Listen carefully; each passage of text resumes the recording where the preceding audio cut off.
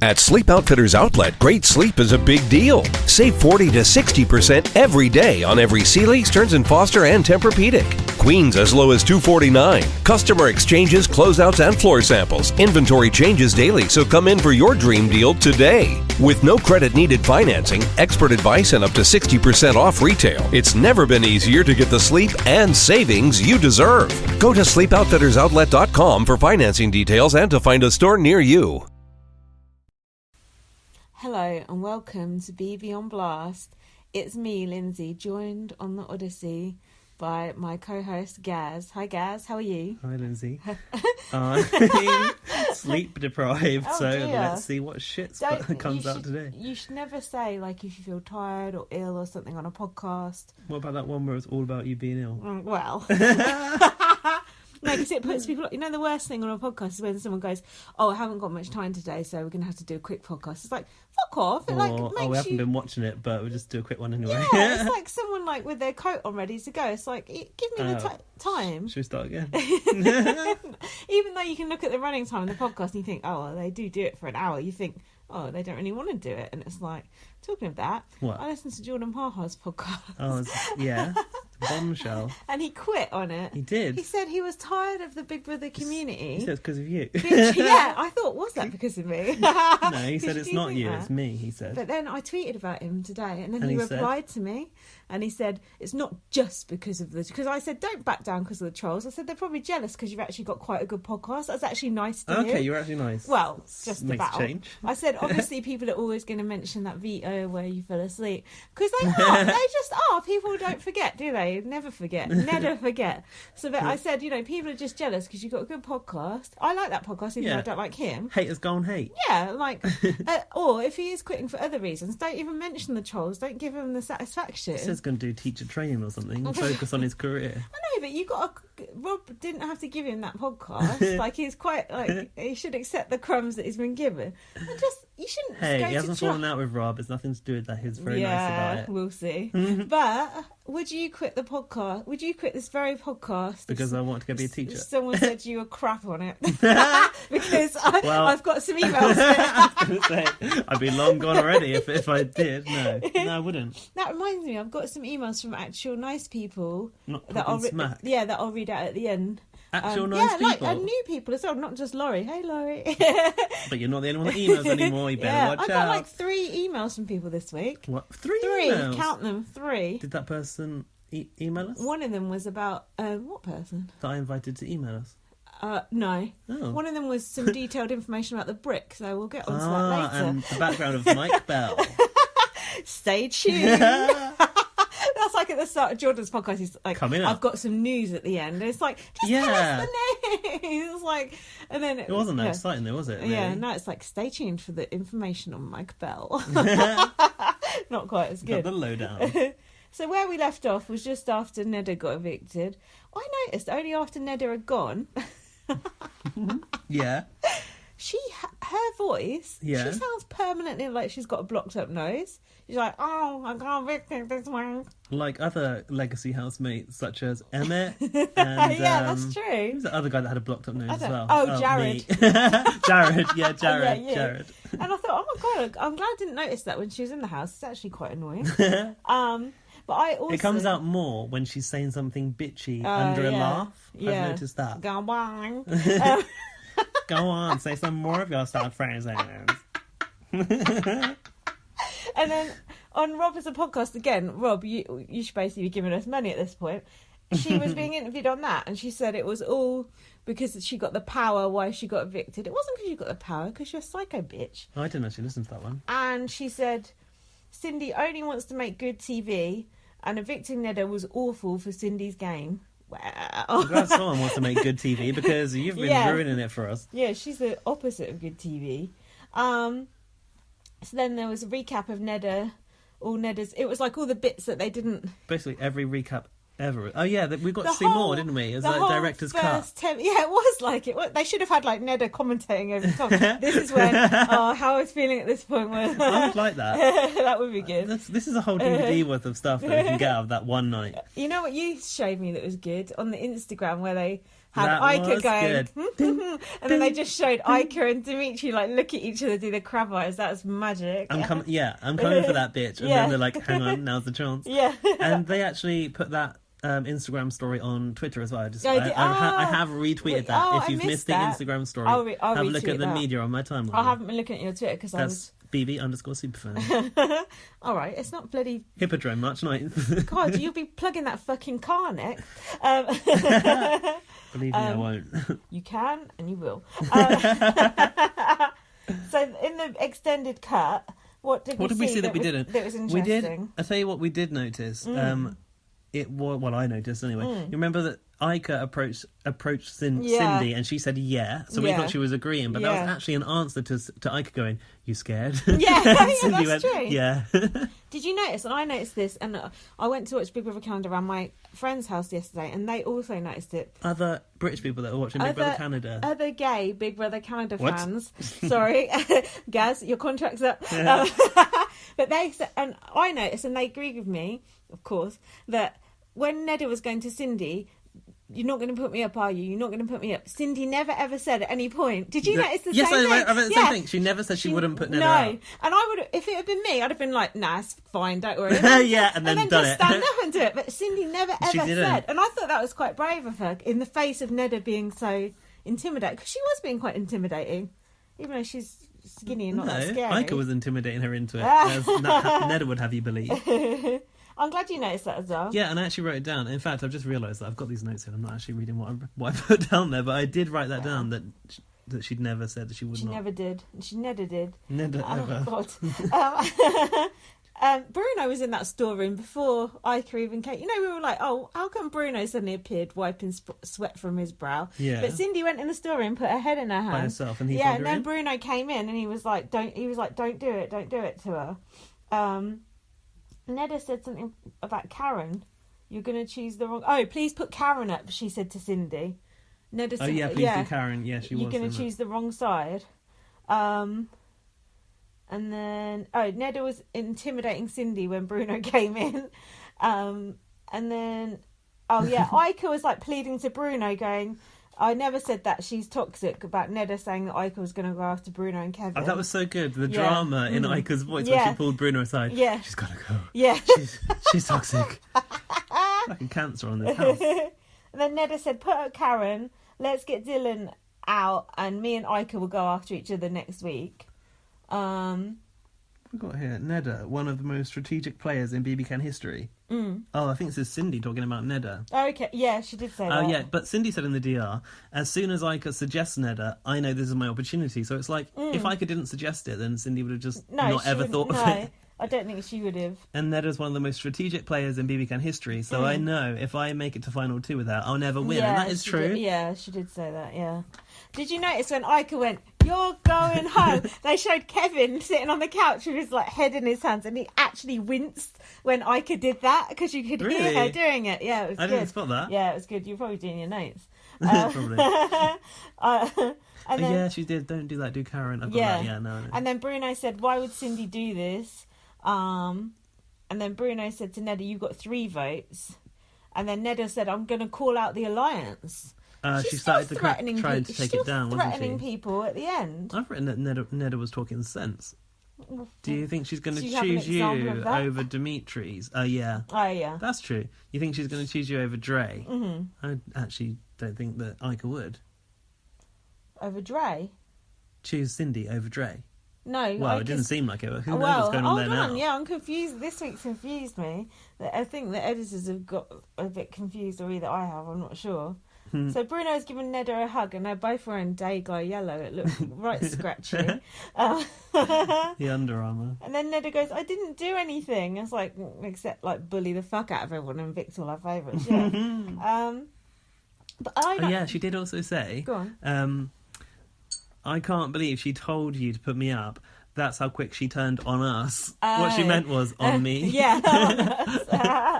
How long do you think that actual time in that double eviction lasts? Because it seems to be quite a long time. And then Big Brother starts going, the commercial break is almost over. There's not a commercial break because it's not even live. It is live, but it's earlier in the day. They record it as live. Yeah. As live. But how long do you But it doesn't go out live. No, I know. What are you saying? So why are they sticking to a commercial break? Let them row as much as they want. Oh, yeah, that's a good point. And then just edit it afterwards. Yeah. They do edit it anyway. I think it's because, have you ever been to see, like, shows being recorded? Yeah, sometimes things are filmed I have. Big Brother. Well, that's live, actually. In the UK, it's live. Like, I went to see Harry Hill being recorded once. It takes forever, doesn't it? But it does take forever, but they try and film it as live as much as possible and then cut bits out afterwards, if you see what I mean.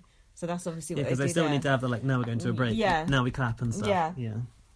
But how long do you think that whole double eviction thing take? How long do you think they get for sort of strategizing? Because on BBUS, it's live. It's not as live. It's live. So after the person wins the veto or whatever, on the double eviction. Oh, really? Yeah, it's literally real time. Yeah, it's literally 2 minutes they get to try and persuade them to stay. So that's really tense because it's proper like, and there's only so much you can do in that time. Well, I'm glad they had more time, though, because we wouldn't have got all of the, juice out of this that we have. So probably, it must be... half an hour, maybe, do you think? Yeah, I was going to say maybe 20 minutes, but if it's a commercial break is only, what, a couple of minutes? Well, 5 minutes at the most. Canada, I mean... Oh, yeah, who knows? Big Brother Canada is one big commercial break, basically. So Neda come back out and she said to Dylan, they're backdooring me because I'm the evil one in this house. And Dylan went, and then Neda said that's when she started to like sing like a canary. She said she comes back and tells us stuff. She influenced you when you wanted to go after Bruno or Kevin or whatever. And Dre had this look on her face, like, Dre's got this real, like, good poker face, like you just can't tell what she's thinking. Better than Kevin Martin. A lot better. His poker face is shit. That podcast with fucking Peely and Ash. Couldn't even hear Alison, could you? She was like, had her mic awful. on mute. Who? Alison. What's her name, Alison? That wasn't Alison, you twat. Ashley. Those people are the most insignificant Big Brother players of all time. But Peely's English got a lot better, I noticed. Yeah, it was a bit, but she's still like, There's nothing worse on a podcast than, And do you know what else annoys? I shouldn't really say this because you shouldn't slag off other podcasts. It's bad, it's not really bad a podcast, form. It's a vlog. Not anymore, it's cancelled. The girl on it. Mumsy? The girl live who I didn't know who it was. Who's this girl? I'm glad they've got a girl on it at last, but still. And then she's like, I read the chat room and I get influenced by what people say in the chat room. And when people say, like, I'm saying the wrong thing, I change edit my myself. opinion. I was like, fuck that chat room. If I would say exactly the opposite of whatever those fuckers in the chat is. She just sort of grew a backbone. I was like, that is the most bland thing to say ever. Like, I change my opinion because of what they say in the chat. Fucking chat room. This was when they were getting really outraged at the audience being heard by the housemates. Going, this is really bad because it affects the game and it makes you double think about how you're playing it. Have they ever seen BBUK? Obviously not. They're so off the mark. And when I was down makes it more fun for us. When I was on John and Wish's and they showed the start at the starters previously, and they showed all the Neda bit and everything. Yeah. They were like literally like just cheering with joy at the Neda thing, and I not spoke to them about that before. And that's just an independent human reaction of pure unbridled joy at what happens to Neda because she got her just desserts. It's like that guy said on Twitter. Was it that big BB Bother guy? He said it was what doesn't happen in BBUK anymore. It was someone actually getting what they deserved after weeks of build-up, and that was exactly right. Anyway. Although, you know that you'd said you'd start to feel sorry for Neda. I only at the very end when she was proper crying. There was a moment where I don't think I felt sorry for her, but I felt like kind of stunned to see someone's ego implode. And it was where I think she was talking when Bruno came in and she said like, you know, I'm going to go up kind of thing. When she realised that this was her game crumbling and her ego just cracked right in front of you. And I did feel a little bit like, well, that's a bit sad. Not sorry for her as such, but it's sad to see this person crack like that. Last week you said you didn't give a fuck. I'm not saying I give a fuck now. Just to see that happen like live or whatever, recorded, was a bit like, oh.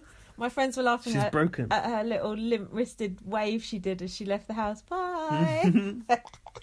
Limp-wristed, that's not homophobic. Not if you talk about Neda, is it? No. So... My notes are all over the place here. I transcribed that whole fucking thing again. So, Cindy, Bruno and Kevin were at the top of the stairs talking. And Bruno said, don't go after Neda. They're all going to go after each other. He was right. But Cindy didn't listen to them at all. Cindy just didn't listen to what Bruno. She and called Kevin him said. up, but then didn't listen to a word he I said. know. And then Big Brother told him to come back down. And then Ica said to Neda, "You wrote the manual on how to be a victim." Really? Yeah. That was something you heard in the background. That was when You were listening to the that was when levels. Cindy, Kevin, and Bruno were talking. And I heard Ica say that to Ned. I thought, I'm going to write that down. And BB was like, "Take your seats immediately." And Ica was clapping when Cindy put Neda up, and Neda was like looking daggers at her. I noticed that, the I promised you're going home bit. Yeah. When she came out, she Yeah. kind of edited herself and went, "Before I leave this house, Oh, I promise yeah, you are going yeah, home." she did do that. Like, it might not be tonight, but it'll be before me. And then Neda said Dimitri's is Ica's little puppy. Well, that's true. And then Dimitri said to Neda, "You were safe for an hour." Yeah, and she went, "That proves what kind of character that he is." Yeah. That was a bit mean of him when he said that, wasn't it? Yeah, she didn't make any sense whatsoever. She was safe for about 5 weeks. And then, this is what annoyed me. When Neda left, she said to Jackie and Dylan, "Just make sure you get her out for me," about Ica. And I thought, God, she's still... she can't even leave without still trying to control what people are doing. Just stop it. Avenge me. And Ica said she was sorry to Bruno. Then Bruno was comforting Cindy. I put Cindy, who goes away with relatively little blood on her hands. Really? I do still think it was kind of almost an accident that Cindy was evicted this week. It seemed to make no sense that Cindy even went this week. Spoiler alert. Do you know what I mean? I don't know. I just think it's because Jackie's no threat whatsoever, I suppose. But it's a bit annoying that we've still got Jackie in there. Oh, gosh, just a bit. And then afterwards, they showed Bruno going up to Kevin, and he said, "Are you all right? You lost your notes?" I've got so many notes on this that I can't even work out where the fuck we are. Do you want to have a little... No, go ahead. Bruno went up to Kevin, and he said, "This is not good." And Kevin said, "We just have to ride it out." And Bruno said Cindy did Ica's work for her, which was true. No shit. And then Dre said she already knew that Ica had been playing both sides. And then she told her earlier that morning. Yeah. But she already Little knew flashback. that. She already knew that anyway, though. And then they were said, "Let's pretend we're arguing or something." No, but it's like no one knows. Did Mike are a couple? I know. Do they shit? I know. There must be quite an observant to not know. So then, that was when Ica was trying to solidify the 5. Now the core 6 has gone. Bruno said, "Yeah, we're a solid 5." And we're but Karen was with the stragglers on the other side, and she said it's 5 against 5. How the fuck are we in the position now where Karen is like head honcho of like the other half alliance? of the house? It's like, how did this happen? Well, she needs to get Kevin Martin out. And they are actually running rings around the vets. Yeah, Bruno and Kevin are fucked. Yeah, how did this happen? How did the vets all eat They just themselves? took Neda out, and that was it. It crumbled. The head of the snake. Yeah. Wow. Then they did Karen doing machine gun hands. I'm so lost in my Not notes. as good as machine gun boobs. Right, we're going to... Boobs, not boobs. We're going to just pause so Gaz can find his face in his notes. All right, be right back. Okay, I'm back up to speed. I just had too much transcribing of that whole conversation and that massive scramble. You know when Mark left that scramble? And we're on the HOH called Buzzkilled, which was a mental endurance challenge hosted by Cindy with an S. What have you got to say on this? Nothing, just that we love to push a button on Big Brother, don't we?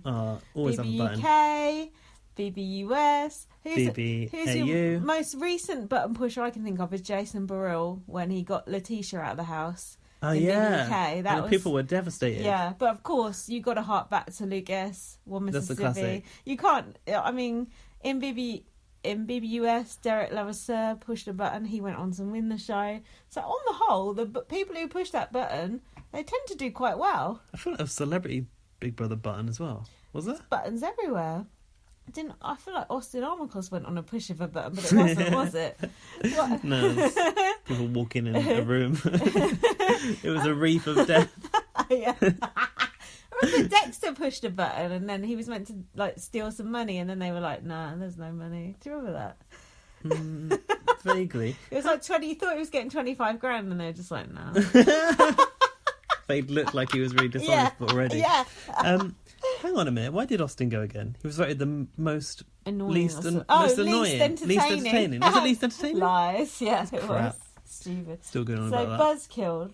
Yeah, that thing. So they had that clock at the top, which was counting down, and they said that there's this clock that no one can see. But couldn't they just look around and see it? Well, how come we could see it? That's what Was I that confused CGI? about. I don't know. It looked like it was on the It wall. looked real, didn't I it? know. I don't understand that one. Maybe the brick designed it. Maybe you can get your own buzzkill clock in the brick. Dylan really wanted that because he wanted that video message from his niece. He didn't want it that much because he was off bloody eating fucking samosas Spring rolls. and yeah. And then sweet and sour sauce. So the point, if you just in case you don't watch Big Brother Canada and you listen to this, very unlikely, when the clock struck 0, A buzzer goes off. yeah, and you have to press the button. Your button. The last person to press the button is out, and then they just keep doing more and more rounds. Apparently, it went on for like 5 hours or something. Do you remember why Demetrius went out? Oh, he was doing push-ups. He was or doing something. squats, and then he was like stretching out his neck, and he was the last one to hit it when the counter went down. Idiot. Showboating. He was actually. Dylan had a good strategy at first. He was trying to annoy everyone. He was just going and just trying to bug everyone. That was quite good. He did it for about 5 minutes. Yeah, It's an true. endurance challenge. I've put Ika's hair is still looking good after this long in the house. Her weave does still look good, Do you doesn't think it? that she's getting some help? Oh, you think they got Bet Lynch's hairdresser coming Could in? be. Um, So yeah, also during the task, they were tempted away from their Yes. buzzers by various tweets. What Tweets. They should have been tweets.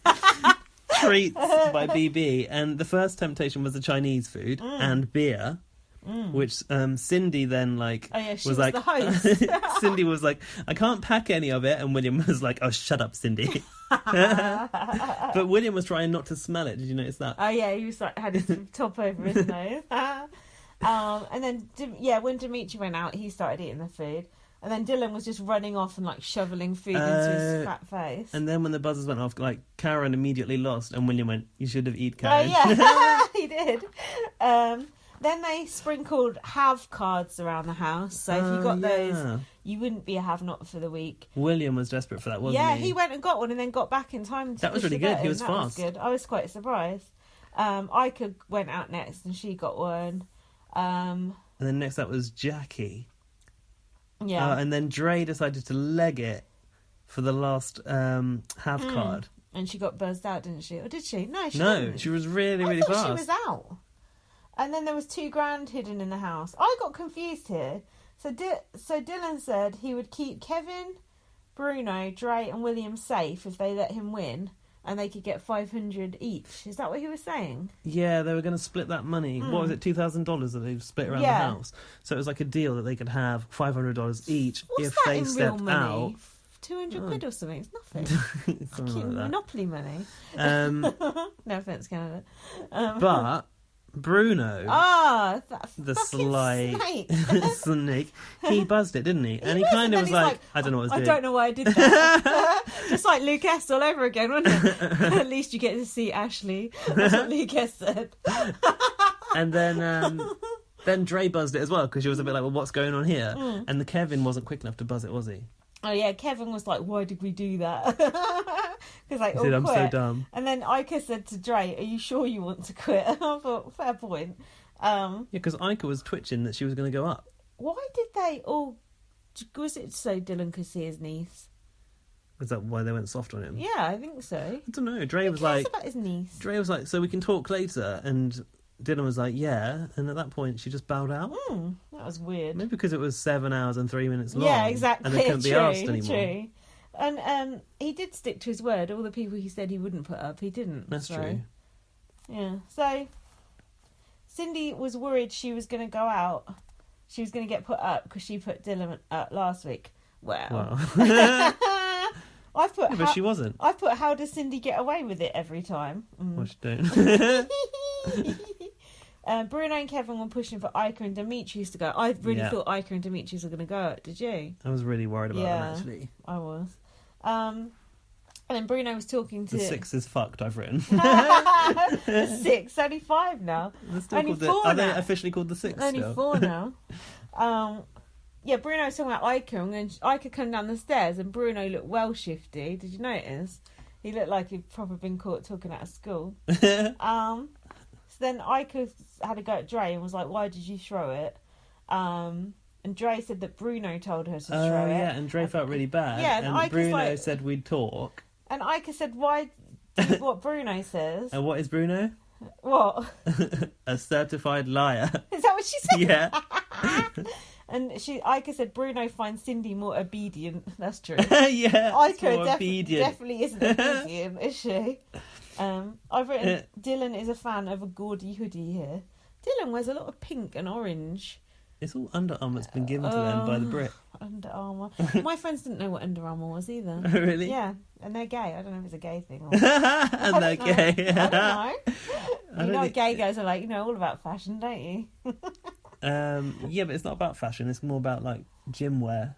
Oh, well, they don't know about that. They're drug addicts. Hi, John. No, they're not. So Ika was saying that Dre and her had to distance themselves from one another, right? Mm-hmm. If they think we're still close, we'll be we're a bigger target. Mm-hmm.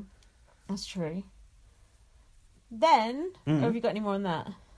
Go on. Then we got to see Dylan's HOH room.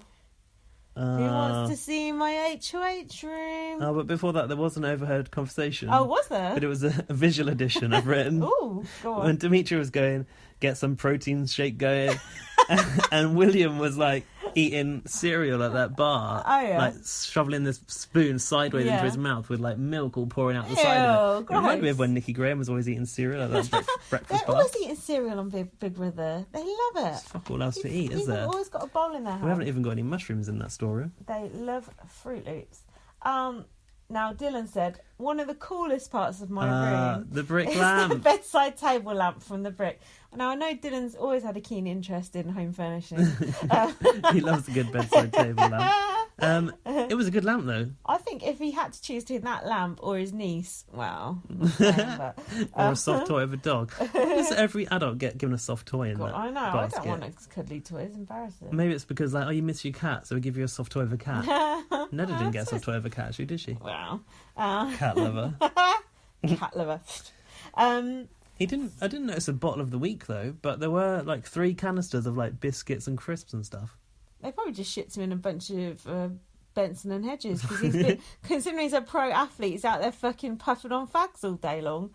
And he's also about 25 stone. Apart from that, he's in top physical condition. As an athlete at the peak of his game. Now, we moved by Dylan finally getting to see a video message from the niece. No. Did you think the niece was cute? She was sweet. Do you know what happened? Luckily, she didn't look like Dylan. Did you notice what... She's not his child. I know, but she's related. Did you notice what happened during that emotional moment? Someone was crying, soft piano music. Well, probably all of those things, but Kraft peanut butter snack bites decided to chuck a banner on the screen. That's weird. And direct any viewers that were bored by this emotional mush to snackbiterecipes.ca. That is cold. That did happen, though. I did notice that happened. Oh, that's bad. Just when he was talking about his sister going down a bad road in life. Yeah, let's speculate. What do you think that bad road was? Probably a dead end. It's got to be drugs, isn't it? Got to be drugs. Or maybe she's in prison. Probably not. It's all alleged. We'll probably find out in Canada after he's evicted. The niece is cute, though. His mum seemed nice as well. Whatever. I did notice that there was a photo of Dylan with that dog. What dog? His dog. A dog. I don't know. Someone's dog. That's no way to talk about Emily. God rest her soul. I wonder if Dylan got a photo of his real girlfriend, anyway. Has he got one? Yeah. Shit! Yeah. Oh my god. What dog? He was cuddling a dog, and I've written that Dylan was looking cute. Shock. What? So it was obviously before he'd had a few punches to the face. Oh, in a photo he was looking cute. Yeah, in a photo. Good lighting. Good lighting. Yeah, did you see that tweet? I'm sure I mentioned it last week. That someone tweeted with Dylan, like, what he looks like. Yeah, and he was, like, trim and like looking buff. When you buy something online and what it looks like when it arrives. That was good. So good. That was funny. Oh, yeah, and Cindy went into this is afterwards, Cindy comes in to have a chat with Dylan. Do you know what she was eating? No. It looked like a gummy koala. Really? Some gummy sweets that Dylan got. Just eating a gummy koala doesn't make you a mastermind, unfortunately. Oh yes, did you know Cindy keeps trying to flirt with Dylan to try and like win him round? Like sort of like She's be like, on the side of the bed, like girly, like oh, sorry for putting you up. She's like that. Yeah, Dylan was stroking that toy like a Bond villain. Oh, yeah. No, not a Bond villain. What is it? Is that little mini me? Yeah, thing? that is a Bond villain. Yeah. Oh, Dr. Evil. Yeah. Mr. Bigglesworth. And then Dylan said in the diary room, Cindy's never wanted to talk game to me before. Yeah, she said that the reason that she nominated him Yeah. was because she talks game with him the least. That's like when someone says, oh, we haven't really gelled, isn't it? It's a reason. It's like, yeah, because I don't like you. Basically. So you got any more on Dylan and Cindy, or? No. And then Ica and Dimitri were pushing Dylan to put Jackie up. Why does everyone hate Jackie? What has Jackie done? Can we speculate? I think it's a bit of a witch hunt, don't you? It's like everyone she gets close to, they go, she's the devil. Should we start liking Jackie? I think we should chuck her in the pool and see if she floats or drowns. I want to like Jackie just to be controversial, but there's nothing to like. She's so insipid and boring. I can't like her, and she's such a plays the victim so bad. And I just think, but I put this in Ted's hands because why did they cast her? Like, what did they see in her and think? She's going to be. Yeah, she shouldn't. What did they see in her and think? Oh, she'll be a good housemate. What about her were they looking forward to? Oh, the fiery temperament to go with her hair. Where's that been? She's just mopes around. She's a damn squid. Yeah, a squid.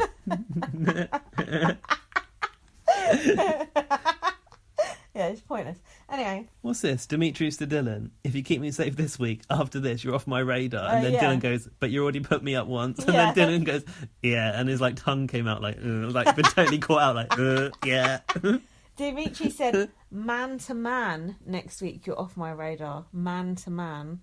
You know when people say man to man, they mean business. It's like, bro talk, isn't it? Like Dylan said that to Demetrius. Dimitri said it to Dylan. Demetrius said to Dylan. I always remember Audley Harrison saying to, what's her Under face? The dome? Yeah, no, what was it? White D. Oh, shit. Has he got something? Oh. What is it?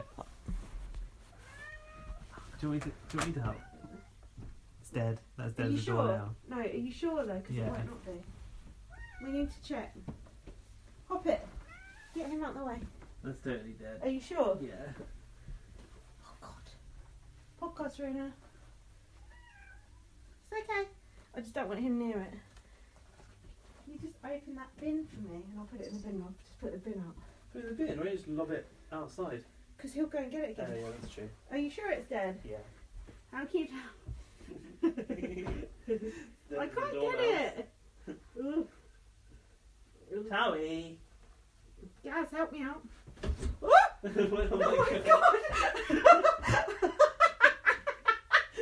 Chuck it out. Oh my God. Put it on my jacket. Like a fucking horror film. Did it move? No. No, you're right, it's dead. Murderer. You know what happened with the one in the week, don't you? What? He bought one in and it was here. Alive. And I went to get it and it ran. Oh, It ran here, so I shut it in the cupboard. Killed it. No, I just shut it in the cupboard and I just went to bed because I couldn't deal with it. Yeah. And then the next day I thought, I'll open the cupboard and see it comes out. I open the cupboard, it comes strolling out. I was like, I tried to catch it. Lovely night's sleep. I tried to catch it, but then it ran under the sofa there. Then I had to go out and I thought, I'm going to come back and that mouse is just going to be dead. So I came back in. Mouse was nowhere to be seen.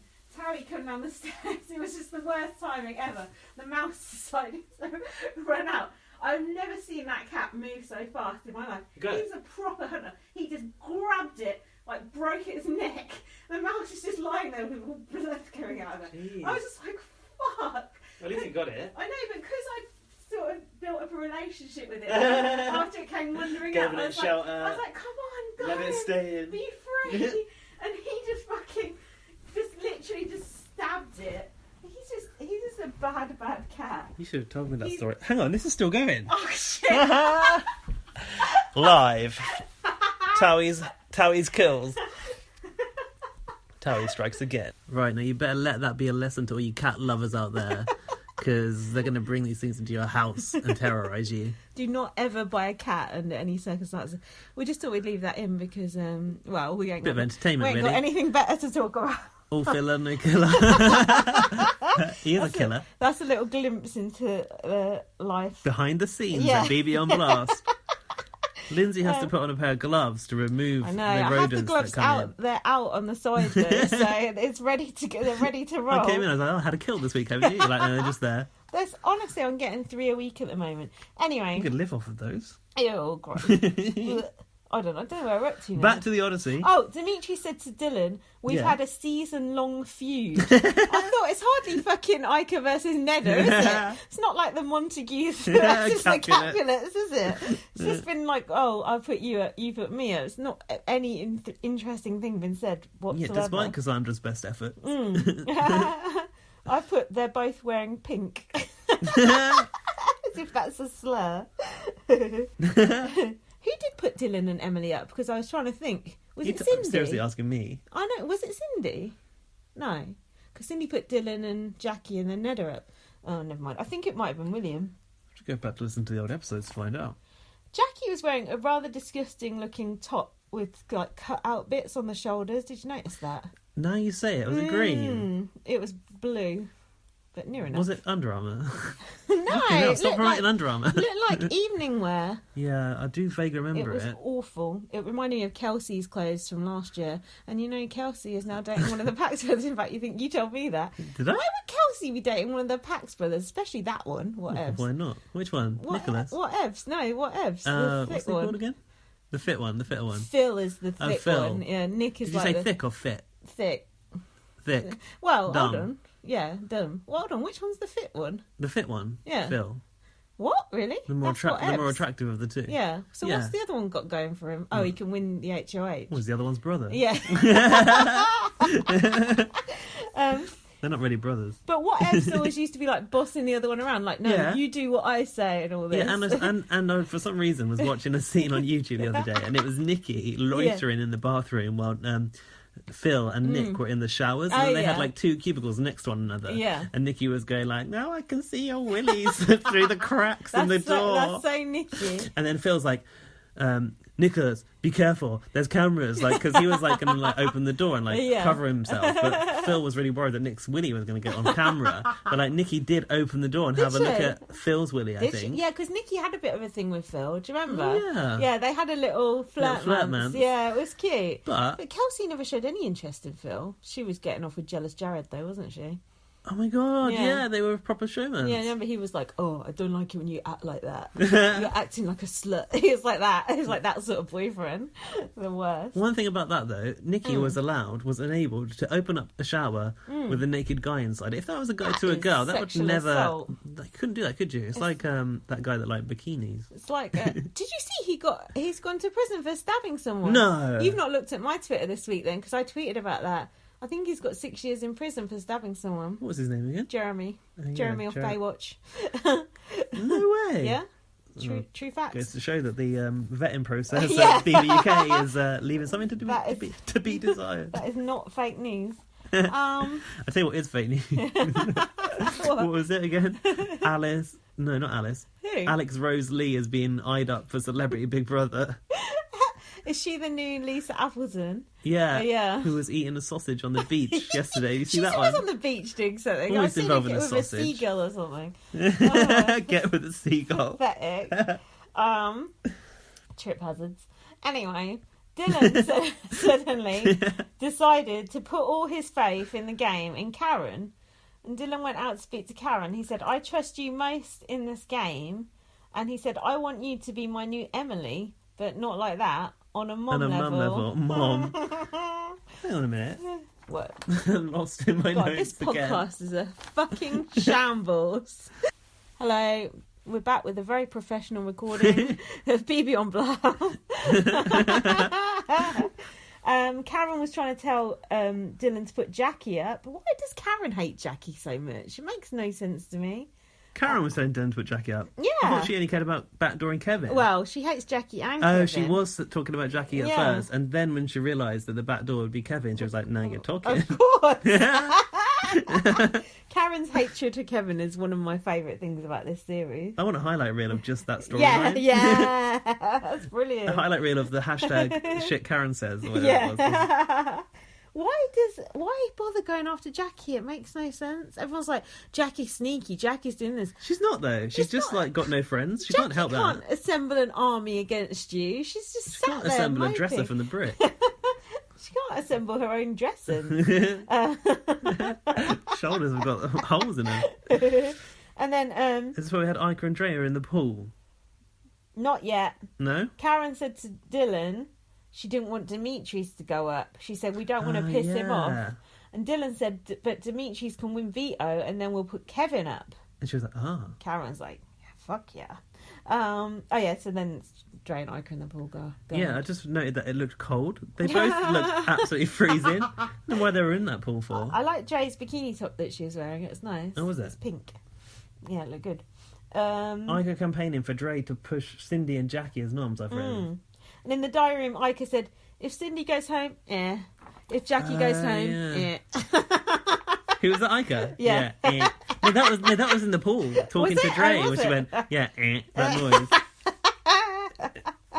So basically, she was trying to convince Dre to protect Dimitri, right? And then she went off to have the conversation with Dylan, but... In the diary room, Dre said she doesn't mind if Dimitris goes home. Yeah, I know. Shady. And she goes to Dylan, you know I like Ica. I haven't done a Dre voice for quite a long time. Good. She's 100. But the rest, I don't care. But don't say I don't care. Did you notice that Dre was being a bit coquettish with Dylan as well? She was flirting a little bit too. She was a bit, she was a bit like... When someone's got the power, like, you've got to like turn it up. Yeah, she was. Here's a question. What about William? She says the rest, I don't care. I noticed that in tonight's one as well. William didn't seem to be being mentioned in the conversation. The French connection. But William's got his secret power of veto, so we'll see. I know, that was worrying me as well. I'm a bit concerned about that, because that seemed like the strongest like actual friendship. Yeah. I hope that's still a thing. William's not very gamey though, is he? So maybe that's why. He's like very gay. Gamey. He's gay Paris. Dear me. I noticed on Dimitri's photo on the wall, you know, when they're in the Stephen Hawking chamber, that is the most awful photo of him. He's just like, it's just a neck. A lot of neck, a lot of nose. He has got a lot of neck going on. I didn't even notice his nose. I was listening to Your Reality Recaps, which is a podcast these gay guys do, and they said... They shouldn't were let them do podcasts, outrageous. I know, God, it's bad enough just having one on the show. They were slagging off Dimitri, saying he's got too much gum and he looks like a horse and you should give him an apple. That's rude. How dare you? No, it's all right for me to say that Dylan looks like Shrek, but lay off Dimitri. I never even noticed that Dimitri was gummy before. I'm gummy anyway, so I'm a fan of gummy. You mean people. He has a lot of gum? Yeah, like when I smile, you can see my gums. It's like that, but I thought... when Dylan does, Dimitri's does like a big smile, he has got a lot of teeth. I did say on the very first podcast, I think, that he had too many teeth. Well, they said he's got too much gum like a horse. And well, I thought could that's put up with very that. Mean and underhand comment. Dimitri's has got a lot of everything. Even though I'm saying he's got a fat neck. But I fancy him, and I think he's a lovely person and a credit to his friends and family. So yeah, Dylan said to Dre... If I put Dimitri's and Jackie up, are you cool with that? And Dre went, that I can do. She did do that. And then we were back in the bridge. Now, I've got a bone to fit with you because your strategy fell through here. For the first time ever. Yeah, but this was the only fucking time I was actually paying attention You're like, to yeah, it. those two. Yeah, I was like, hold on. So yeah, I have said on previous podcasts, because it has been a pattern, that when you're going through the options, the first two that you put up are always the ones that you're actually going to nom. However, in a Twisto's twist, who was doing the noms again? Dylan. Were you even watching, mate? Under Armour. Put his options as Dimitri's, Cindy, who wasn't nominated, then Jackie, who was, and Ica. So he was twisting up the game. It's twisting my melon. That is annoying. And then he said, if you want to go head to head with the champ, you're going to get knocked out. You cross me. By Christ, you're going to get it. Chicken liver chits. Been like that for a while. Did you notice that the automated bridge chair seemed to be fixed this week. Because Dylan put his hand down to the side to pull a little handle to turn it, yeah. I was surprised he didn't break the chair because he's so fat. And he broke a chair in that bloopers reel that they showed tonight. Oh, yeah, in the campfire, around the campfire. So Dylan ended up putting up Dimitri's and Jackie. And Jackie said, I'm really confused why Dylan called me two-faced. She looked very quizzical when he nominated her. Yeah, she was like,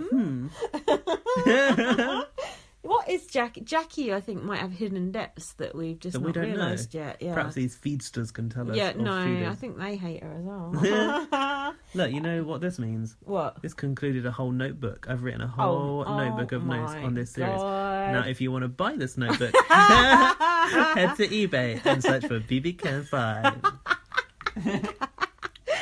We spent a lot on Prosecco, okay. We'll smear some mouse blood on it. Also, Gaz needs a tablet because he can't read his own writing, don't you? You think the reason I've got lost this week is because I can't read my own writing, don't you? And you need to lead us through the veto episode because this is the one that I didn't take very good notes for. Now we really are fucked.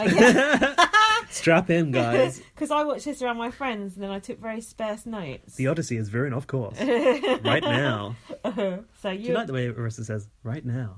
Arissa's been doing a lot of crazy things this week. She goes, wow. She made a few whatever weird noise did she make? Like, what was that reaction to again? I've got it written down later. We'll come back to your weird noises you're making, Enough Arissa. of you, Arissa. Behave yourself, Arissa. Right, go on. Next episode. Okay, so the intro was a handy recap of who got evicted again? It was all the Nedda files again. Oh, Nedda. Yeah, sorry, how could we forget? It was the Nedda story, recapped again. Oh, yeah, what have I got written here? BB's robot dentist. That's good. That's good. But I did notice that we see more of that, of what happened with Nedda's backdoor in every recap that we see. So it's quite good that we're getting all this recap. It keeps giving. It is. And it was. I think I already said this, but I might have said it to you before the podcast. It was so fun watching that with other people who would just enjoy. I did say it on the podcast. Sorry, I had a drink. Who just enjoyed it so much and were just into. It was so fun to just watch Big Brother Canada with new people. It's basically a spectator sport again. Yeah. When shit like that is going down. It was really because we were talking about Big Brother Canada, and then we're like, oh, should we watch it? Should we watch it? And because we were watching on the.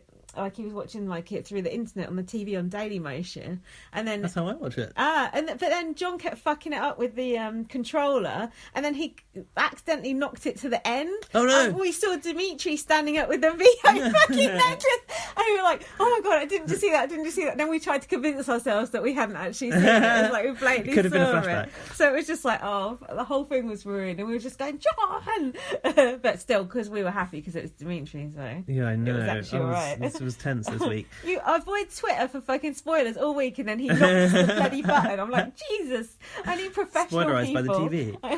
I know. Sorry, intro guy said, "Will anyone find their way out of Big Brother's black hole?"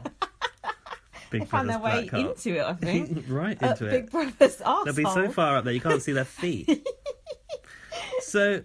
The question, is Jackie Two-Faced? We've already discussed this, haven't we? Jackie said, I have been disappointed week after week. So have I with your gameplay. Fucking awful. Was this in the intro? Yeah, well, don't I? I told you, you're running this bit. Oh, God. Dylan on Nomin Dimitri's. In week 1, he insulted my character. Dylan said, what was that insult on Dylan's character Dimitri's did? Bear in mind, he's a handwritten. Oh, was it the knuckle drag? You're a knuckle dragger or something. Is that what he said? He did say that to him. It's true, though, isn't it? Truth hurts. But we like Dylan now, and you fancy Dylan now, you've admitted. No, there was nice picture of him in the past. Watch that notebook near the microphone. In the actual past. In Not the past. Anymore. Well, there's a nice picture of all of us in the past. Shockwaves. Yeah, that's true. That one time. Yeah. You talking about a before picture? I wasn't. Lizzie dyed my hair today, and it was better before. I told him it was. It's not her fault. No, I know it isn't. Your bloody fault. We're going to dye it again later at 3 a.m. Spoiler alert. What have I got? Hot tub. Jackie tells Dylan she never told William to nominate Dylan and Emily. Now, there was no flashback to remind me of this. Did that happen or not? No idea. Anything to do with Jackie, it's just pure... Yeah, no. Just time to hand around the biscuits or make a craft peanut butter bite. This is when Dylan was chain smoking fags in the back garden. Yeah. Dylan treating Jackie like a witch again, I've written. So far. Oh, yeah. And then Dylan said to it, it's your fault Emily went. Yeah, so far, What? anyone who's gotten close to you has gone right out the door, including Emily. And Jackie's like, you blame that on me? Yeah, and he was what like, did Jackie do? He's like, I felt like you had a part in it. How? Ridiculous. Ica consider Dimitri's being on the block a victory. Oh, yeah. Because she wasn't. Good point. Not really. Your closest ally. She was campaigning to Dylan, I've put. For what? Oh, yeah. She was sat on the bed to Dylan and she said, I'm glad that you didn't put Dimitri up. I'm doing this from memory now because I didn't make notes about it. And then Dimitri's come in and he had his hoodie up. And the comedy edit. He said, I'm going to go and mope in the back garden like Jackie. For sympathy votes. And then someone goes, who's out? And he's like, probably Jackie. Yeah, he said, I'm going to give Jackie a run for her money. That was funny. Jamaica say they like Dylan now. Everyone likes They're taking Dylan Dylan under their wing. Even we're starting to like Dylan. Dylan ain't going to fit under that wing. You need a big wing for that. I'm not starting to like Dylan. Don't start that as a rumour. No? I can tolerate him, but like is a strong word. Like is a very strong word. Oh yeah. So now we had a very touching scene of Jamaica sat outside in the hot tub area underneath the stars, wishing upon a star. And do you remember what she pointed out on Dimitri's head? Yes, that vein is coming up again. You're stressed. And did that remind you of anyone else in Big Brother history? What? Megan McKenna. Oh, God. With that vein. Oh, Jesus. Which went mad in the diary popping out of the neck. Don't mention that thing. See about Fern McCann's boyfriend did an acid attack on someone. Really? You know about that? I saw a picture of her and that he was wanted, but I didn't know for what. An acid attack. Like 12 people were like really badly burnt. He did it in a nightclub, and then I went to the co-op after work, and the OK magazine's got Fern McCann and her boyfriend on the front of it, going, "We're going to get married." It's like, so oops. awkward. I know. She's got sacked from this morning because of it. Apparently, it's not her fault. Well, apparently he's a drug dealer as well. Well, that's not her fault either. I know, but it's just like on Big Brother, you're judged by the company you keep, aren't you? That'd be a lesson to all of us. Anyway, she's someone off Towie. Not the cat. God, don't mention that. And then Ica said, if you weren't here, I don't know what I'd do. And then a shooting star was seen. And it had to be sealed with a kiss, but they weren't allowed to say what they were wishing for. But what do you think they did wish? That Dimitri's was going to be saved. No, I think Dimitri wished that he could get in Ica's pants. I think he already has. I think it's fine. I put, and it worked because, spoiler alert, he won the POV. Oh, sealed I know. It already was spoiled, believe me. So then I've got Dre schmoozing Dylan. Yeah, in the HOH room.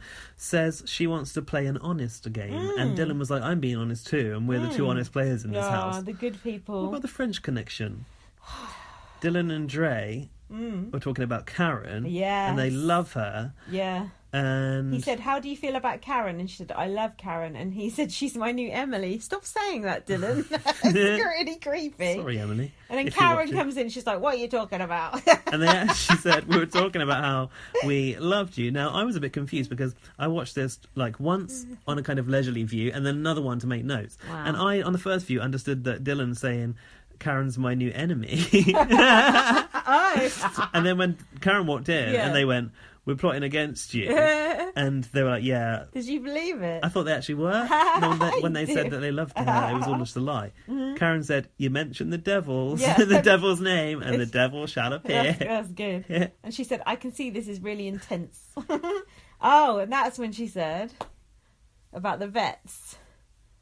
About the vets? We need to clear the house. Get them out. Clear the house. We're saying to the end, clear the house. I love that. Clear the house. She should all write, of them. She should write that on the wall in lipstick. Clear the house on Kevin's mirror, the mirror nearest him. Don't let the door hit you on the way out. And then she said all of them as well. All of them. I had a question for you here, which was, is Dre dropping William? It does seem like she is, doesn't it? I feel even more like that. Maybe because I don't know how to speak French anymore. I think it's... Ica can't have Dimitri and William. Ica should have Dimitri and Dre should have William. You think Ica's taking William? Can people... No, Ica's taking Dre. Dre, Can you let us know? Because I want to know that French connection is still strong. Can you let us know about that? I need to know. Thank you very much. So then we had... Light up VM. Then we had the POV pick. And Cindy was really wanting it. And then Demetrius was like, winding her up, wasn't he? Pretending that it was her name, but it actually wasn't. She was going mad. I don't remember that. So the people that were picked were Ica, William, and Cindy in the end, and Dre was the host. Do you remember how Dre celebrated being the host of the Was POV? it doing twerking or He was something? doing a twerk, How and did I guess? sticking her tongue out. How did I guess? Now, question for you here. Has Dre been as extra as she promised? She's not that extra, but she is quite unique, I She's think. quirky. Yeah, she's quirky, yeah. But she's not Beyonce, Oprah She's Winfrey not all in the your time, face. like she said she would be. She's actually quite laid back, I think. She's really But chilled. She's cool, isn't she? She's cool, but she's got a little side to her as well, which I is like her good. geek chic glasses. Yeah, she looked cool in that outfit. Not even that outfit, but just the one she wears normally with like a gold frame. yeah, like Frank Butcher glasses. Yeah, I was like, I might get some of them. I might look as cool as Dre. I won't. I won't. Good. What So have I the got here? veto was out of orbit. Oh, I've got something in the storeroom first. Oh, what? When Kevin and Bruno were saying to Cindy, we need you to win this. And then in the diary room, Bruno's saying, our best hope is Cindy. And I've written, awkward. Hang on, you just said the name of this task. Out of orbit. Ooh, you did know I the know, name. and it actually had a space theme for once. That's the point. I know, it makes a change. Thanks, big brother. So this is one we've seen many times before, where they have to get the ball, old endurance. ball round one side and pick it up on the other, and they have to do 300. And if you drop the ball, you're out. You're out. They had to do 300 loops and catch it every time without fail. It's hard. I can't catch for shit. Can you? I'd be like Ica. I couldn't even get it round the bloody loop. I almost had to just catch a mouse, and that wouldn't have ended well. And then not Dimitri. Dre said, anytime your ball drops, you have to start over again. I don't think it was even supposed to be innuendo, but I thought it was funny. And I've written, I could not bear this task. I have written geek or chic, because they were all dressed like geek. Well, it was chic, of the geek variety. And Ica said, Dre is serving some lab coat, Greek chic realness, honey. That sounds more like Gary. That's good. I've got something Ica said. Yeah. She said about Dylan, this giant is fee-fi-fo fumbling his ball. And I've written that was cue cards. Oh, yeah. That must be scripted. And then she said, Houston, we have a problem. Yeah. We said the Dallas. title, didn't we? Dallas, we have a problem. And Cindy broke a nail while she was struggling. Cindy struggles. Poor Cindy. It's not been a good week for Did her. you notice how sweaty Dylan was in that task? Did you notice how sweaty Jackie was? She was red in the sweaty. face. Yeah, seriously. I know she's ginger, so Yeah. we'll give her a pass. Ica was trying to roll that ball over that thing and it wasn't going. And did you ever used to play Sonic the Hedgehog when you were younger? Yeah. Oh, yeah. It reminded me when you weren't going fast enough to go around the loop. It was like that. Shame. Then Sonic stands there tapping his foot, looking angry. Jackie noted that she plays softball. Oh, yeah. Didn't seem to help much, did it? Another Well, actually, she was doing interesting okay. fact about Jackie. Dylan described her as Shady Jackie. Dylan, talking of Dallas, Dylan did a Dallas, didn't he? And smashed the Are we shit talking out about that task where he was dressed in that silver suit? Yeah. That was in the fashion show. He kicked the shit out of the rainbow. It was a similar thing to this. He wanted to break that thing, Yeah. didn't he? I think I would have broken it as Yeah, well. it was annoying. Dimitri. I've written Dimitri's didn't seem to fail at all. No, I put Even once. I put his in had a good rhythm going. That was amazing. Yeah. But at one point, Jackie was Whoa. neck and neck with Dimitri's, and we've noted that's a lot of neck. I think her hands got a bit sweaty and she dropped the ball because she would look very, very sweaty. Could be. She dropped out at 137. Ooh. That would be really frustrating, wouldn't it? Yeah. And Dre went, Jackie down. What's my Dre voice? Jackie down. Tough break. Dre was there rubbing it in, wasn't she? Like she was rubbing it in that Cindy was failing as well. Dimitri, go on. Yeah, that's all I've got on the veto. Dimitri in the DR. I know that this is my competition to lose. He said. I thought that. I said that. I did you said, think- shouldn't it be win? Do you think he was scripted? I don't. I thought it might have I was been. confused about that. But it was building the tension because it threw us off that he was saying, "Oh, it's my competition to lose." I was confused about that. Oh yeah. Here's a question for you: how do the men do that sort of whoop scream that they do? Can you replicate it? No, I don't even know what Dylan you does mean. it quite a lot, and What, like, Dimitri whoop, did whoop, it whoop, like that. like No. woo, like that. There you go. What the Bit fuck like that. is that? You know, celebratory like whoop scream. Oh, like fuck yeah. Like Yeah. that. Woo! Sorry, that could be painful. On That's the podcast, like sorry. something only a straight man knows. We don't know about No, I that. can't do it.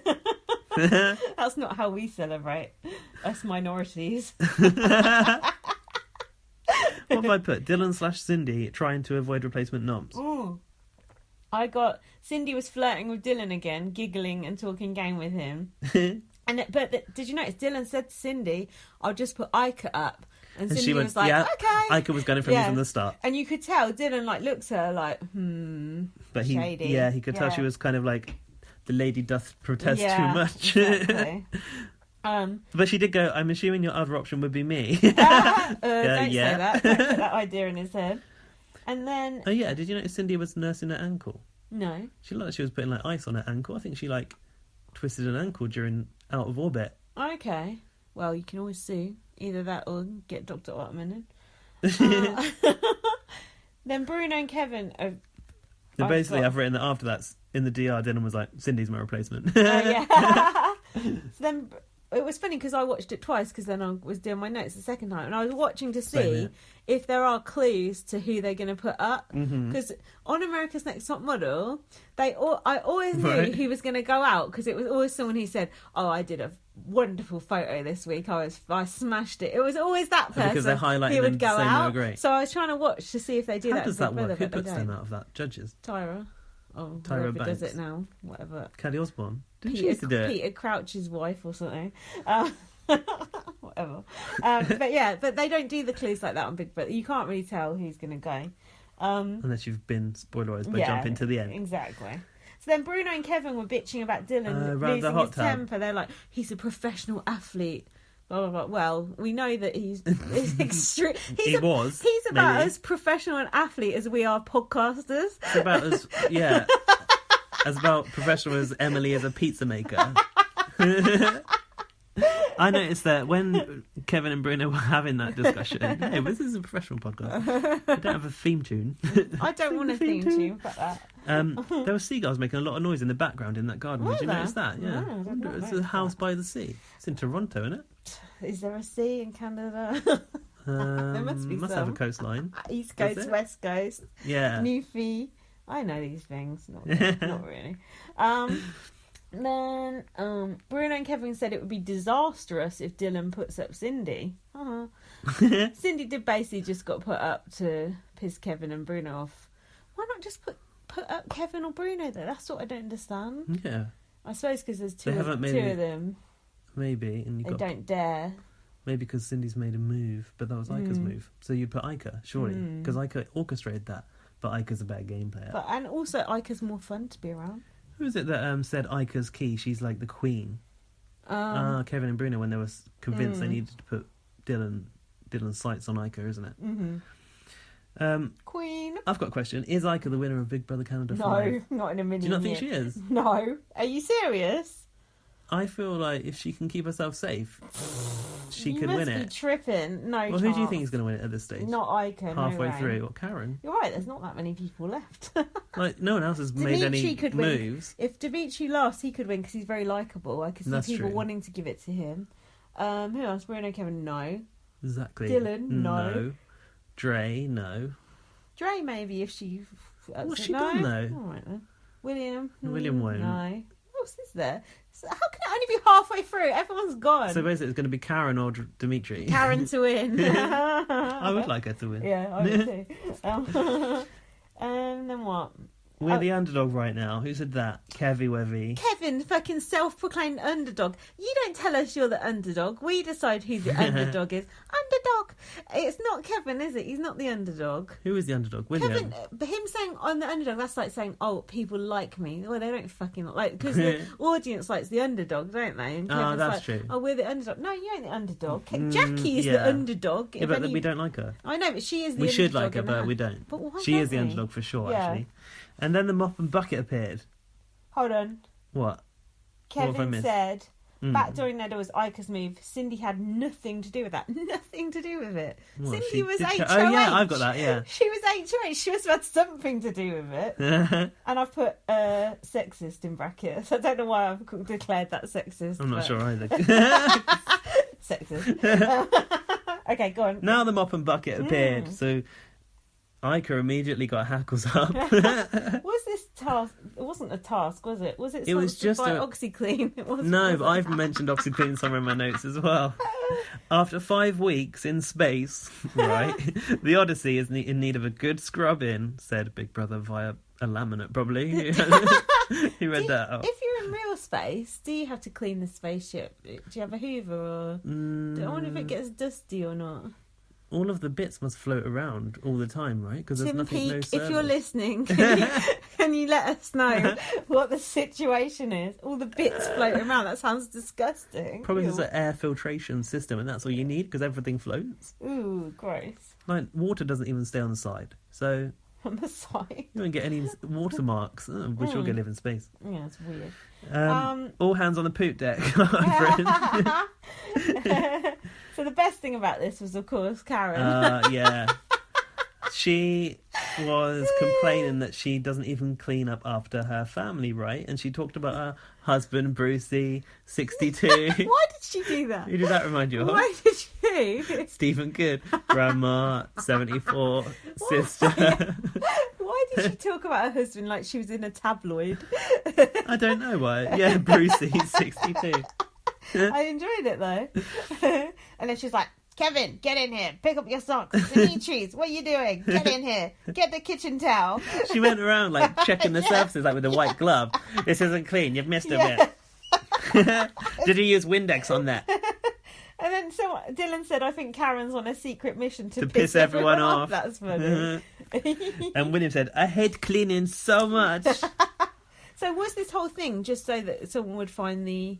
I thought it was a really good idea, actually. Hang on, but one thing. Go on. Apparently, William is a lifestyle blogger. What does that mean? We noticed that at the same time because my friend John said, what? But no wonder he doesn't like cleaning. Lifestyle bloggers don't clean. But I've never seen that come up about him before, lifestyle blogger. Really? Never. I think it has. I must have Not done sure. better. It was funny that we were just like, what? At the same time. I was like, what? Anyway, go on. But yeah, no, I thought this was a really good idea because basically Big Brother ensured that the house would be crawling with everyone. Yeah, so they had an equal chance of getting it, really. Yeah, that's true. But while whoever was doing the mission, they'd have to kind of like covertly go around the people that were cleaning and having to overturn the entire house. I thought that was really a good idea. William is really stealthy as well. Very subtle. We're looking under the pool table. I am so glad that William got that. Imagine if it had been someone's shit, it'd be so crap. Imagine if it was Jackie. Oh, God. Imagine if it was Bruno. Oh, God. Gross. William getting that was the dream. But do you think it's homophobic to send a gay guy up a black hole? I've written something like that in a bit. He said, if I get caught, the mission is void. But he was caught. We called Big Brother out on this earlier. So he found a clue. Where did he find the first clue? It's like in the bin underneath the bin bag. And then he hid it under he was reading it under the fridge when someone... Basically, he took it out and I was like, why are you not putting it in your pocket? Yeah, he put it in his pants and then he hid it under the fridge. He decided the better place to hide it was under the chest freezer. But then I thought, that might be a good idea because you could act like you're like cleaning under there. Who cleans under the freezer? Come on. Well, I don't know. Then Dimitris came in the storeroom. Do you remember what he was looking for? No. Mushrooms. He's like, how do we not even have mushrooms? And then William was like, oh fuck, trying to hide this thing under the freezer. I noticed William was wandering around with a kitchen towel in his hand for quite a long amount of time. Yeah, not doing anything with it. Karen calling Dimitris, get up here! Did you do all this room? And then William said, every corner there's someone in my ass. I've definitely got that, but it's a bit further down. Hang on. It's because I've not got many notes. You need to. I'm keeping us on track here. I'm steering this Odyssey. I've only got the bare bones of this stuff. So basically the first clue was in the bin, and the clue was under something with 6 pockets and 16 balls. That's pretty Sounds like a set obvious. of male housemates. It's pretty obvious. So the pool table, off he goes, subtly checking around the pool table while... Didn't Bruno come out and decide that he needed to take his jacket? Yeah, I know, why? On the Big Brother's rules that you had to I think it's because whoever had found the clue might put it in their pocket and they might lose it, but who's to guarantee they'd be wearing those plaid jackets? Is that how you say that? Yeah. No, plaid, isn't it? That was plaid. I think it's spelled plaid, but I think you say plaid. Who knows? I do. Rearing to go. So yeah, he goes there and he finds his next clue. What was the next one again? No idea. Follow the green lines. Do you know those green lines that run through the house? No. No? There's like these like details of like perpendicular green lines that go around the house, and in certain places they go into a square, like in the entrance to the bedroom and stuff. So William's following these green lines all around. That's quite insightful of Big Brother. When he designed the Odyssey, he, the creator, Arissa, yeah, Arissa came up with this one. They thought we'll put these green lines around, and they'll use them for the task. Wow. Anyway, he followed the green lines to, I think, a bedroom or something. And then William was in the diary room, and he goes, this is when he says, I'm trying to be sneaky right now, but it's so hard. Everyone is everywhere. That's good. And that's when I said it was a great idea to set this cleaning task. Clue by the pool. Oh, the clue by the pool that he found. Why was he by the pool? Oh, was it in like a little stool or something? In a little divan? Divan? Whatever. I thought he found one in the bedroom and then went somewhere else, but may have missed out a clue. Let's not over-egg it. There was very stirring, dramatic music taking place. Oh yeah, it's like a war film. I know, it's like... It said he had to find a blue star. In the pantry. I cannot find the blue star. And this is when he said, my heart is beating right now. Every corner I turn, there's someone in my ass. It's just like being in a gay sauna. Even with the dry ice that come out of that fucking thing. So he pressed the blue star. Fucking bit of the wall comes a bit of the off. Wallpaper fell down. Yeah, that was good. I like that. It's dramatic. So how did they do that? And how? I don't know. What was behind there before? There must have been a panel they took out. Who built that robotic contraption? Where did they find that? What was the point in it? All it did was pick up a card. William's face was funny during that, though. I liked it. He looked like he was scared. He looked really shocked. He thought that thing was going to inject him with something. Him. Like yeah, should have done. Like that scene in James Bond, where that thing's about to drill into the side of his head. And I like the bit when he tried to touch it. Yeah. Then like flinched. He was nervous. It reminded me of that robotic arm that turns the eggs in Jurassic Park. Oh yeah, it was like that. It's quite good, really, wasn't it? But it was a bit elaborate just to turn around a metal plaque. Maybe it'll come into play later. I don't know. I've put R2 something to, but R2-BB2. We'll workshop that for the title. We'll work on that. One.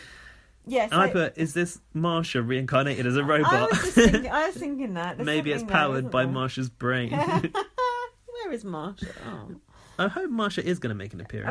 Arissa, can you let us know where Marsha is, please? Thanks very much. Just on the sly. Yeah, we won't tell anyone. She must come back in hologram form at least. It is space after all. Arissa's probably got Marsha in her back garden. If you thought that was scary, William, you should try Titan the robot. Remember when we had Titan in our house? I do vaguely That huge thing that could walk and chase you and mimic your own voice and laugh at you and spray water at you. Wow, that makes the Zingbot sound like a baby. Don't you remember when Josie Gibson had to do a task against Titan in the task room, and it was like... I can't picture it. It was like hoovering and stuff, and Titan the robot did it better than Josie because she was so scared of that robot that was going to come near her. Wow. I do remember it very, very, very vaguely. He's good. I've seen him in real life. Really? At Basement Jack's concert, actually. Oh my fucking God. How much drugs had you taken at that point? None. That never happened. We just had 2 ciders. Hold on. So on the card, it said he has to access a black hole in the forbidden zone. Yeah, and then I've written, ooh. Ooh la la. And the next thing I wrote was, William went down that tunnel like a rat up a drain pipe. I said it was like an I'm a Celebrity task, but without the rats and the spiders. It was, actually. But... So he like to pull back this little door, and then he like kicked it in and went through, didn't he? Where is that again? The forbidden area? By the garden, isn't it? Off of the observatory deck, or whatever, observation deck. Off the brick tunnel. But it looked like William was crawling up BB's rectum. It did look very much like that, and I think it's inappropriate to make a gay man have to do that, if anything.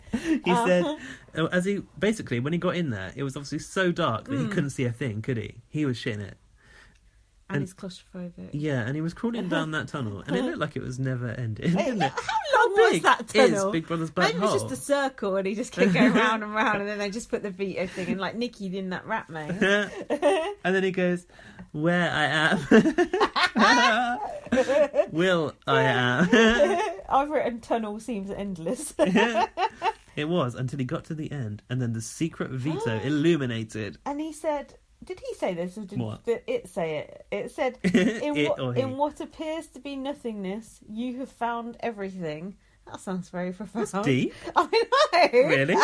Yeah, I don't know if it said that on the card or he said it in the diary room, but that was definitely said because I wrote it down. Must have been on that card. That's beautiful, isn't it? I missed that. Yeah. I like it.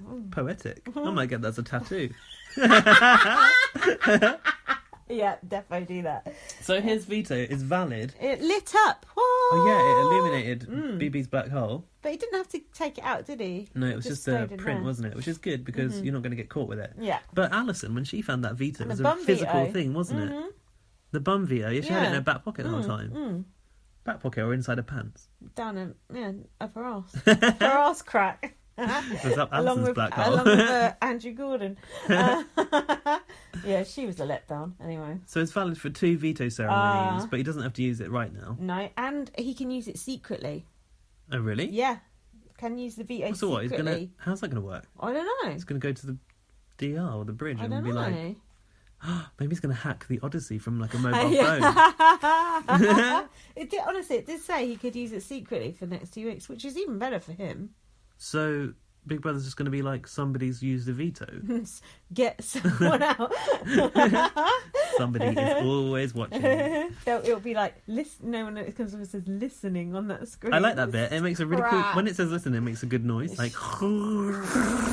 That is shite. Do you like when they say at the end of a nomination ceremony, thank you, Odyssey? Yeah, it's cringe. It's better than those fucking cogs and bells and whistles they had that year, though. It's embarrassing. Remember when they used to have cards that they used to pull out and each the one key took cards, it one by one? yeah. Is that BB USA inspired? No, that was Canada. They What? dropped that after one season, didn't Yeah, they? it was tragic. It's like you took one card and then Yeah. like, Lindsay, you are safe. And I put it on you yeah, and then you went and took awful. That was Canada. It was crap. So yeah, basically, obviously edited down, William goes back to the entrance of the back hole and Big Brother had provided... Live feed for him. Live feed. That was good. I would have just stayed in there and watched People it for a would kill while. for that in the UK. But he still managed to fuck up. Exactly. That's what I'm going to say.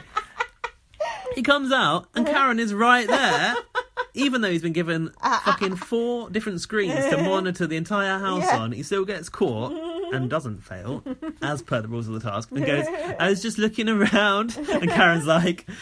She comes up to him and is like, hey, what are you doing? And she's laughing her head off because she knows something's going on. And then she went, oh, do you remember when they had that secret power of veto? Exactly. We've watched Big Brother before. She goes...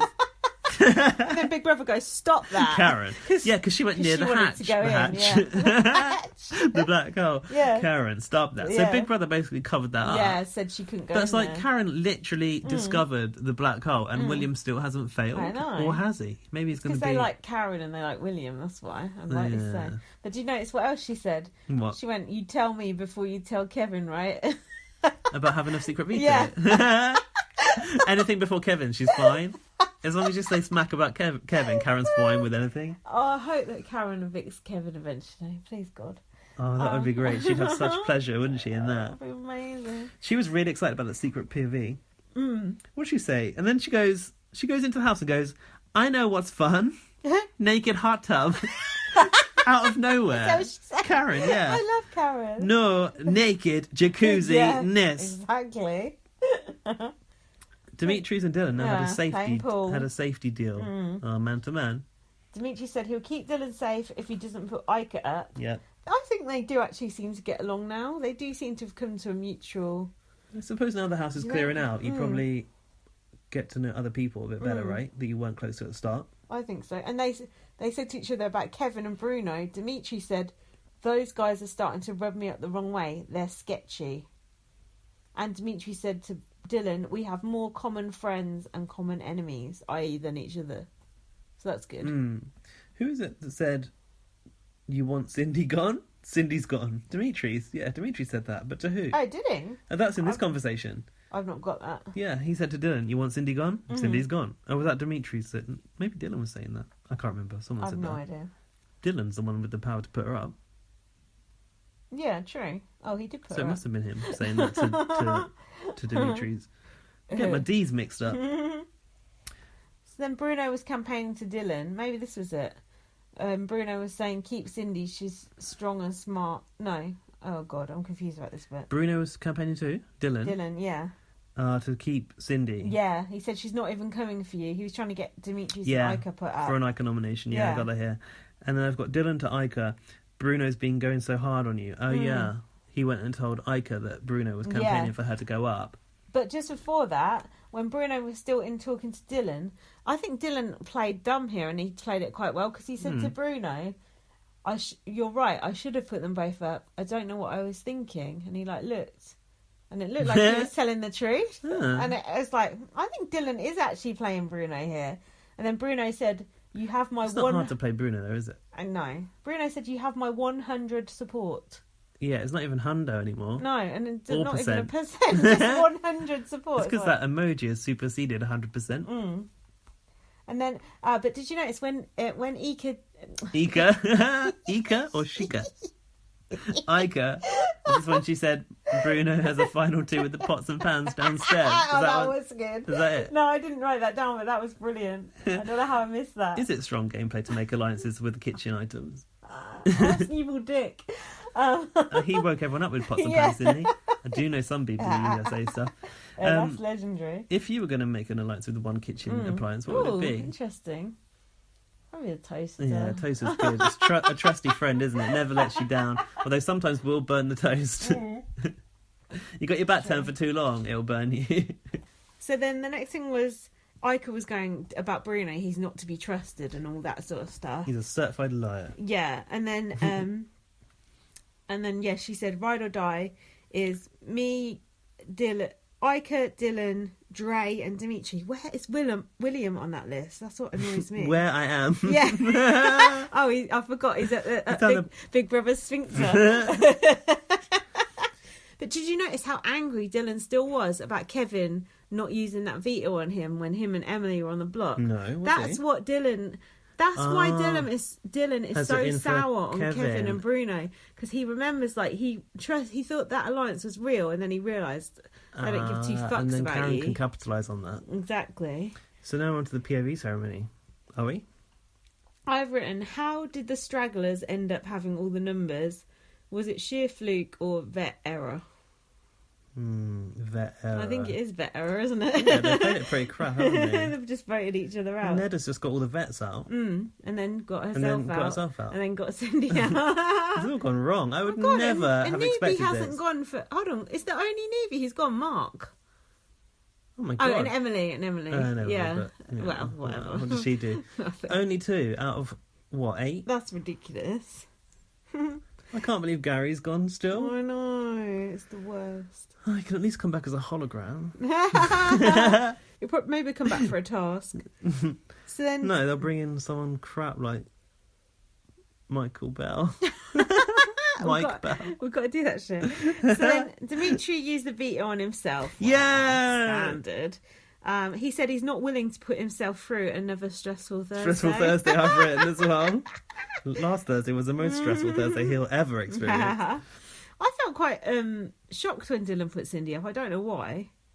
Really? I just feel like she's just nothing. She's just there. I don't know. I knew it was coming from Twitter talk. What? Yeah. Spoiler. And Cindy said, every time I go on the block, I go home. Well. She said, was it a good choice to get rid of Neda? I'm questioning what I've done. I've put, it will be funny if she goes, in a way. I didn't want her to go after making that move. I know, and I do agree, especially not over Jackie, but then why would you pick Jackie over her? Makes no sense. No, because what can Jackie really do? Cindy can win competitions. She's actually made a huge move. She's a threat. You can't trust her. She's got great dance moves. And then William said, I'm not going to use the veto because I don't work with them and I don't care about them. I like that. I don't care if they go home. Basically, they can go. Fuck them. Get the fuck out of here. So then, on to the eviction episode. Oh, what a corker of an eviction episode. Now, we must pause for a moment to discuss Arissa's attire. Oh, yeah. She was wearing... like a Gatsby-style flapper dress made out of my old hair. That's one way to describe it. I've put... she was wearing zebra tassels, and I think she's been raiding Gary's wardrobe. Yeah, Rissa, we're gonna put that one on reserve on the eek list. Sorry about that. But yeah, I think it did have some redeeming features. I just couldn't see them under all the tassels. So it was a unique look. We're just messing. We love it. There should be a feature of like flip the Arissa look, shouldn't there? Where you can vote for Arissa's outfit. Oh yeah, that would be more fun. Yeah, that would be Get fun. Topshop on board to sponsor it or something. But it's the same with all the Big Brother hosts. Well, They've all got crazy dress sense. Emma Willis, Julie Chen's got mental dress sense. Emma Willis wears some weird stuff. Do you think Julie Chen is choosing it herself, or is she being dressed by department? Do you think Arissa's choosing herself? With the Chen bot, you don't know. I tend to think none of them are, because then they wouldn't be wearing that. We're on very dangerous ground here, so I think we should just step the fuck off. But I actually think it's because they're extremely cutting edge, avant-garde, and we don't really know what we're talking about. So there you go. So this is when Ica started to turn on Cindy, and I didn't understand a lot of things in this episode. This episode was really confusing and really quite boring. They didn't edit it very well. Yeah, considering we were so confused, they could have included more stuff to clarify. That got rid of that confusing feeling, and then cut out some just of a few flashbacks maybe would have helped. Yeah, definitely. Not that I'm one for a flashback. Oh, I love a flashback. I used to berate people that needed a flashback. If you're not here for the long run, you need a flashback. That's a good point, actually. I love a dream sequence as well. In BB? No, that would be good though, wouldn't it? James C's reading a story. No, definitely not. So Kevin was basically rubbing it into Cindy. He said that game flipped around pretty quickly. Mean. And he said, we are in trouble, correct. And then Ike and Dimitri were celebrating in the storeroom. And she said, if I win HOH, Dylan will sleep like a baby. Oh, yeah. You were confused about this, weren't you? You thought she was saying something bad about him. No, I was just like, what's she going on about? Sleep with the fishies? Who's going to sleep with like a baby? No, I just didn't catch the start of it. And then he walked in and she went, we were just saying, if I win the HOH, you're going to sleep like a baby. But she actually was just saying that. She wasn't even lying it. No. But hold on, think about it. Babies sleep really bad. They cry all the Cry, time. Need to have milk in the middle of the night. It's like Juanitas. Do you remember those? What's those that? robotic babies they put in for that task in BB1. Oh, yeah, we had those at school. Did you? Yeah, you have to take them put home. You off. Yeah, make sure you use protection. Stop you getting knocked up. Out the duff. Oh God, disgusting. Yeah. So Dylan said he feels he can trust Ica for the time being to get some of the vets out. I think he's forgotten Ica is a vet. I didn't see that season. It's like when Pete Bennett came back into the house and Mark O'Neill went, who's that? Oh God, just never forget the Big Brother legends of yesteryear. Maxwell, Bubble. I was listening to Virgin Radio the other day, and Kate Lawler does. I love Kate Lawler. Yeah, she does the afternoon show. Yeah, she does. Is she any good on the radio? She's boring as fuck. Is she? I didn't like her in the house either. I liked her in the house. I think she's bland as fuck. I actually find Kate Lawler one of the most entertaining people to follow on Instagram. Really? Yeah, her Instagram stories are really good. Really? And she does little videos, or she used to do little videos. How many followers does she have? Thousands of them. Really? Quite a lot, considering she's, old alumni. It's funny how some of those old school BB people are still famous. Yeah. And actually have jobs like Alison Hammond and on This Morning. And Alison Hammond was a evicted third. Yeah. And she's now a full-time TV presenter. It's weird, isn't it? But she was a victim of a betting ring, wasn't she? Was she? Yeah. Ooh. What do you mean she's a victim? People used to bet on who was... Well, you bet on Big Brother sometimes. People would bet on who's been evicted. Yeah. She was she had what? Good return on the money, and then loads of people plotted to get her out, so they got a good payback. Is that why she went out? Yeah.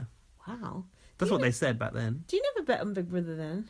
No, should Why? I should, shouldn't I? It makes it fun, but I always lose. Shit. You have won, right? Yeah, I won with when Rylan won. How much did you put on? I put on like a tenner and I won 80 quid. That's amazing. Nothing. Like It's £10, nothing, but like yeah. you wouldn't miss it, would you? Yeah, but I bet 80 quid. But I bet on Austin Armacost and then he came second. I would have got a lot for that. I think I would have got 500 quid. No. Yeah, so I was gutted about I really that. wanted to win that one as well. Yeah, and it was all because of James Hill and his fucking grandfather's watch or something. I was like, fuck you.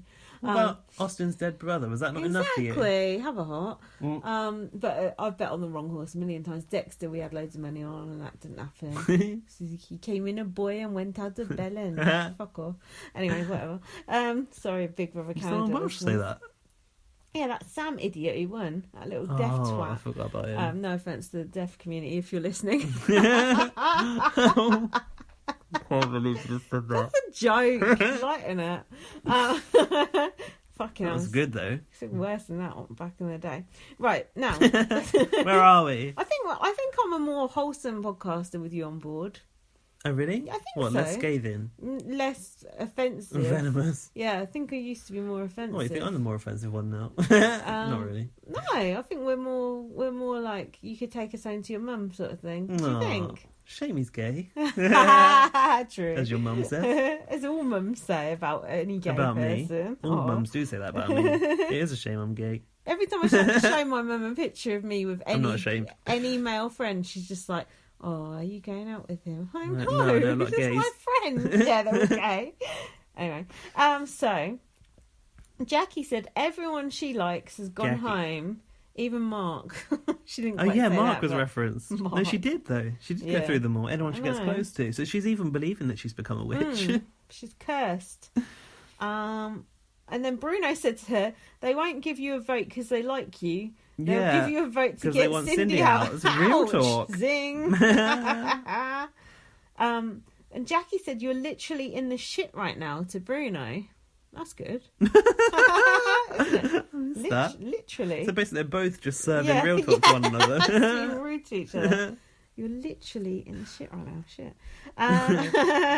And then Bruno said to Dylan, Cindy putting you up was Ica's doing. Okay, yeah. Everything's Ica's doing. Ica's the new cat lover. But then Dylan said Bruno doesn't have my best interests at heart. Correct. Dylan's totally onto Bruno.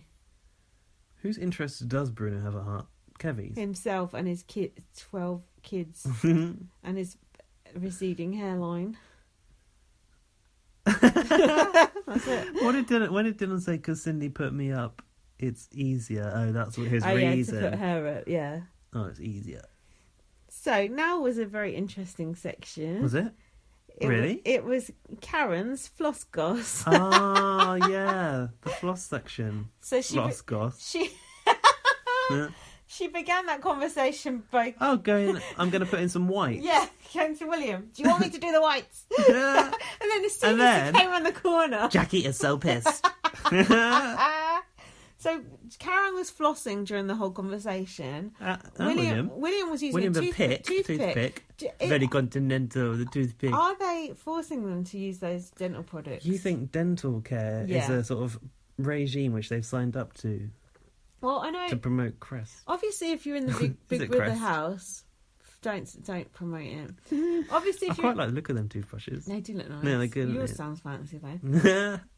Right. We did discuss my toothbrush earlier. We did. Why was that? I can't remember. I don't even know. Probably something inappropriate. It's about how many minutes it takes to brush your teeth. Yeah.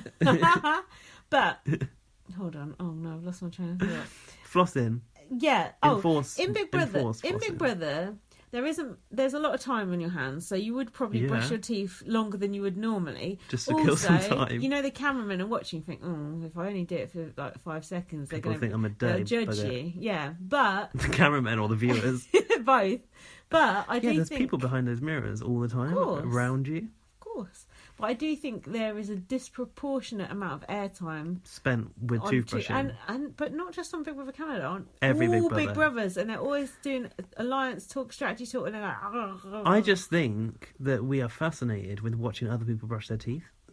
Do you not? Don't you think it's weird when people brush their teeth together on Big Brother? I wouldn't want to brush my teeth with anyone because I'm almost gagging when I do mine. Do you gag? No. Because I do my tongue. Oh yeah. And I always get too far. Ew. Sometimes a little bit of sick comes out. Ew. I don't do my tongue. Don't you? No. You Your tongue needs a good brushing. I'll do it for you. No, you won't. No, but like, well, actually, I don't know why, but no, I do know why. I won't go into the reason why, but earlier on, I was watching a bit of Celebrity Big Brother Launch 2006, which is Chantel's series. Right. And Davina was doing the house tour, and she was like, I can't wait to see these celebrities doing everyday things like brushing their teeth. Okay. And brushing your teeth is one of those things that is like, you don't see that, and you do think like, oh, imagine like, what does Victoria Beckham look like brushing her teeth? People think about that kind of shit. Do they? Yeah. Why? Because it's like, I don't know. It's like under wraps. I think that brushing your tongue thing, that's like an urban myth, isn't it? I don't think you have to actually do that. It's like one of those things. I'm obviously buying that myth because I do it daily. Yeah, it's one of those things that they just like, they just invent more things for you to do. The thing on the back of the toothbrush that you can use. It's just extra things they invent for you to do that cost money. It doesn't cost me money. No, but it's like... It cost me 30 seconds and a bit of gagging. Well, that's a cost. It's like, I don't know, they have like this, like... They have this makeup item now called primer, which is not something you've ever needed before. Where's and now that? it's a thing. Underneath foundation? Yeah, you put it under foundation. Why? What's the point? Undercoat. Yeah, it's just a pointlessly made up thing that they just want to make money out of. Do you have it? Yeah, I do. Actually, it makes your skin look very, very nice. So forget everything I just said. And if you do want to sponsor me, Mac Primer. But it's just a point. You don't need it. You can live without it. Actually, I've heard that brushing your tongue can be bad. Can like damage your taste buds. If you're throwing up in your fucking mouth, then yeah, it is bad. It's disgusting. It's like Jackie all over again. Let's talk about Jackie, Karen. Let's talk about gagging on the podcast. So yeah, they were having the floss goss. What are they actually talking about though? Don't know. Jackie said she thought I could go.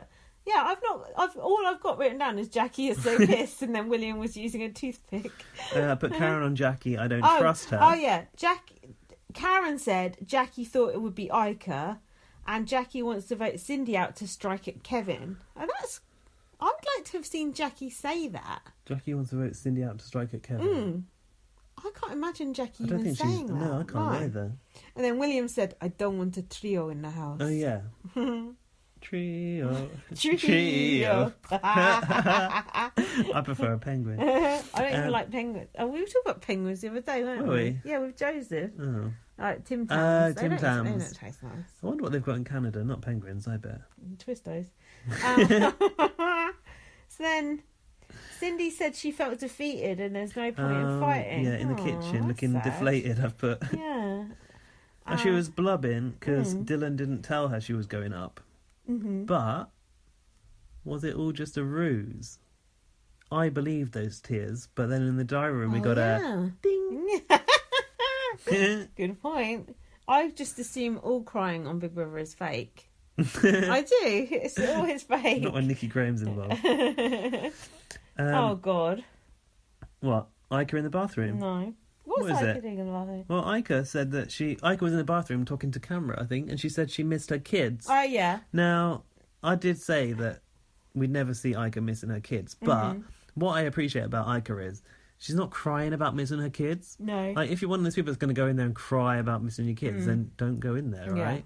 But she is, like, just kind of calmly and...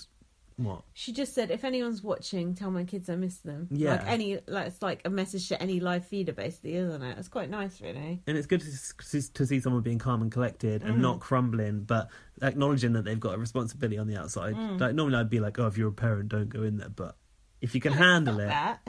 Fuck that. That's sexist. You wouldn't say that to a man. Yeah, I would. Oh, okay. If Dylan misses his niece, then don't go in there. Niece don't count. So then Cindy caught Damika kissing. Kissing? Do you even kiss me? Yeah. Oh, yeah, and she started to call them out, but we didn't even know where she was coming from, did we? You were like, who's saying that? Oh, and I was like, it's Cindy. I thought it was Big Brother. Please stop kissing. I can see you. And this is when we learnt that nobody knows about Damika's relationship. That's ridiculous. It's bullshit. That's nonsense. Of course they know. Everyone They knows. sleep in the same bed for a start. Gary had to throw a cushion at Ica at that time. Oh, because they were getting off in the bedroom. Yeah, that's true. That's bullshit that nobody knows. It's ridiculous. And here's some familiar faces. The Paqs bros are here to promote this car that you could win. The reigning champs of Big Brother Canada. I've put, i.e., any idiot can win it. Now, the sponsorship sort of feature in this VT was very subtle, wasn't it? This fucking car, man. Jesus. I'm tired of it. They might as well just drive the car into the fucking house. Like, through the garden wall. Whatever said, this is a sweet ride. Well, they had to. So this is an added level of annoyance. They make them remember shit about this fucking. It's a car advert starring the Paqs brothers, basically. Yeah, but isn't it like you have to remember this shit for a veto competition? Nothing happened in that VT. I know, What's it going to be like what colour hat was Phil wearing? Yeah, where's Phil's whatevs hat? It's ridiculous. In the boot. Yeah. And then they're like, yeah, only one person can win. Well, two people. Unless your brother's, whatever Cringe. it was. Yeah. Get back to Kelsey and her horrible, cut-out, disgusting tops and her snooty ass face. And get off my screen, Paqs brothers. I miss those boob laces.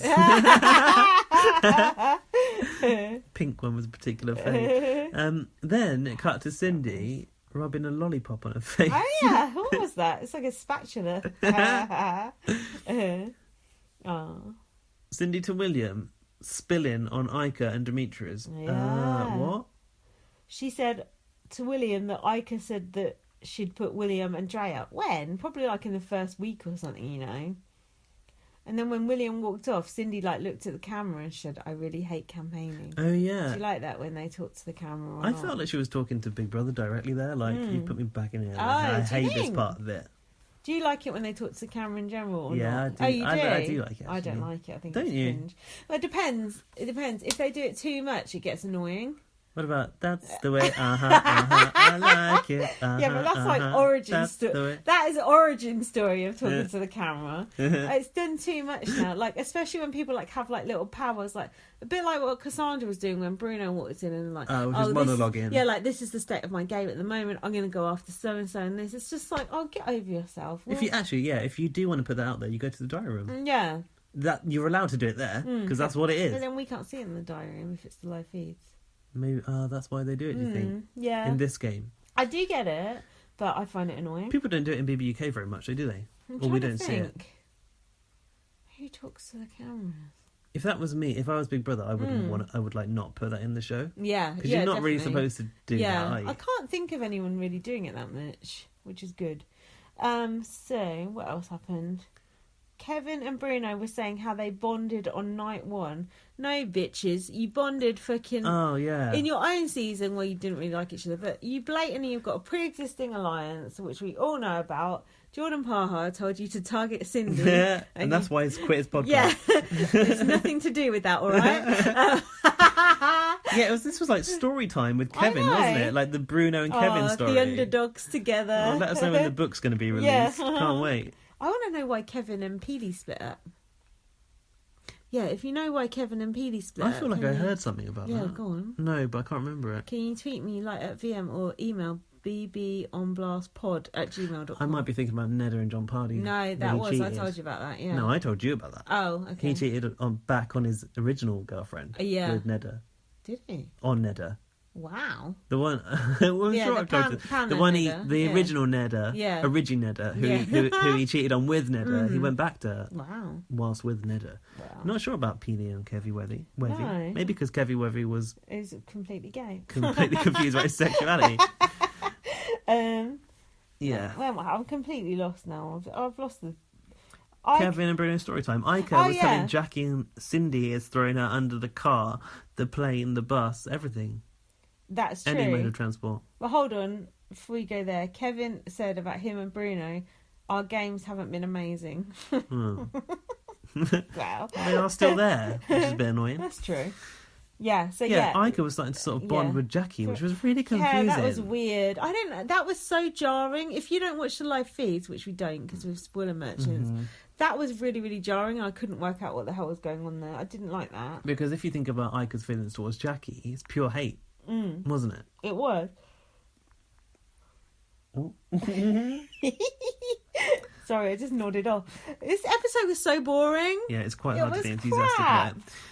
I've just got lists of people's names. Look, this is a sentence. Cindy, Kev and Bruno campaigning to Cindy and calling Jackie, Karen and Dylan weak players. That doesn't even make sense. Ica, Cindy is wasting her time bashing me. Mm-hmm. Oh, yeah, that's true. Oh, yeah, because Ica's not on the block. Yeah. That was a valid point. Karen started to bitch about Dre. Voting... Dre? Yeah. What? I put Karen bitching about Dre voting against us with Ica. Did bitching she? about Dre to Ica. Did she? Yeah. That she's gonna, or that she wouldn't vote against us now because of this, and this. Okay. I don't remember that. So Karen's considering it us with Ica, and Dre being slightly on the peripheral. So they don't actually. So they don't. Maybe Ica's tactic to distance herself from Dre is working amongst the other housemates. Okay, got you. Yeah. So perhaps that's why she's acting close to Jackie. Yeah, that makes sense. Maybe. Who knows? Because they don't. We need to check out pre-Jury Flop's tweets, don't we? Oh yeah, we should do. So then, but I don't want to know who HH is. Who's won the? Yeah, who's won the Harvest Festival? Oh yeah, active Canada competition. So then Karen said, Cindy. Karen said, Cindy, walk out the door with a D. Walk out the door. That was crap. That's weak. Cindy with a walk out the door with a D. Weak. And then keep me and you have my jury vote, Cindy to Dre. Oh yeah. She said, I know I'm not going to make it far in this game. So Cindy was doing the whole like, oh, I'm a weak player thing, but I'll be there for you in She's jury. not a weak player though. Exactly. She's proven that. She won an endurance competition to re-enter the house. You can't then plead, I'm a weak player. It's fake. And then we had this scene where... I wonder if they will put someone from jury back in. Oh God, imagine if Ned had come back in. Oh fuck. Hang on. Yeah, previously it's been jury people. Oh God. Well, can't it be pre-jury? Yeah, exactly. Then we might get Mark back. Imagine if Mark won it. Who the hell's this guy? Oh my God. Legends only, please. Then we had, this is the scene where Dre was in the bedroom with Cindy, right? And then Ica walks in and rolls the eyes. Now, we understood those eyes. Major roll eye. We had a discussion here about who that eye roll was at the expense of. Cindy came in the door. No, Ica came in the door facing Cindy, did the eye roll. So therefore, it's at the expense of Dre. I don't believe that. You think it was? I honestly don't know. Her rolling the eyes about Cindy. You said you thought it was at Dre. Yeah, but you don't roll your eyes like that visibly unless you're trying to make some sort of psychological connection with someone. I've seen it on Big Brother before. It's like bonding. It's like when Stuart was the biggest winker in the house. It's that kind of stuff. That is old school. I know, but that's my favourite era of Big Brother, so deal with it. But even I remembered what that was, and that's... How can I remember these things? I remember series... things in my life. Obviously, I've watched Big Brother UK the most, but I remember series 1 to 7 more than anything else that I've watched. More than your own life. Yeah. Wow. Exactly. Then we had... Oh, we met with the friends and families. Oh, God. As if the episode wasn't fillery enough as it is. The family filler section. So William's family, they seemed very, very, French. very straight. I thought. Oh, rigid French. Yeah. Yeah. How are they so French? I don't get it. Do you think they've ever been to France? No. Wow. Well, maybe. I don't know. How Canada? What's happened? How have you got this little enclave of like Montpellier in the middle of Canada? It's weird, isn't it? Like, is it in the middle? I don't even know. I have no idea. Obviously, like a long time ago, Canada was colonised by the French. Yeah. And then probably the Canadians like beat them all back into one little area, and they were like, "You can have this bit." And they were like, "Okay, we'll make this French." And now they just stay there. Like I saw William the other day on live feed talking about like. Well, actually, Bruno was talking about like life after Big Brother, about like being recognised from Big Brother, and he was like, "Well, I come from a small place anyway in the suburbs," and William was like, "Suburbs?" Didn't know what it meant. He was like, "Out of the city," and he was like, "Oh yeah." Okay. And he was saying like, "Well, I was kind of a small community, so I knew a lot of people anyway, but like after Big Brother, people recognised me from the show." And William was like, "This won't happen in Quebec because nobody's watching." Really? Like English TV. Oh. Yeah, they're all just watching like French Quebec TV. So how does William know about it then? And how does Dre know? Oh, I don't know. But I've thought that maybe like Quebec is like under the dome. It's got a dome over it. Canadian listeners, if you can fill us in on our ignorant, probably racist views about Canada and the French population. Imagine if there was just like a little bit of England that's just only German people. Well, how weird would that be? Like, why have they not come out? Why have they still got an accent really for a weird. start? They're living in the country which is mostly English speaking. I didn't get it. And why did they show William's family that clip of him snogging Kevy Webby? Yeah, his sister said, I was disgusted, I had to look away. No, she said, I would have to look away if I see my brother snogging someone on TV. It's because gross. it's a boy. No, it's your brother. It's I thought it was disgusting. because it was a boy. I like seeing boys kissing, if anything. Well, I don't mind it either. Did you notice that both... So this filler section featured William's family and also Karen's family. Karen's fam. Husband Brucey, 62. He sees the Big Brother house as a high-end jail. Well, True. pretty much right. Her son said she's the star of the family. That's cute. I like that. And they said that she's the head of the house in their home. Yeah, that was really nice. Do you think she has her own HOH suite at home? Probably. And she probably, God help them on cleaning day. And then... Have you used Windex on this? And then her husband said, Karen's my best friend, which I thought was really nice. That's cute. But the most shameless aspect of all... No, someone talked about the car. They got the fam to plug the car. No. What the fuck? Whose fam was that? Williams? How much are you paying that family? I know. They're not in with a chance of winning the car. You know why they did it, right? Because Big Brother clearly supplied pizza to both families. Yeah.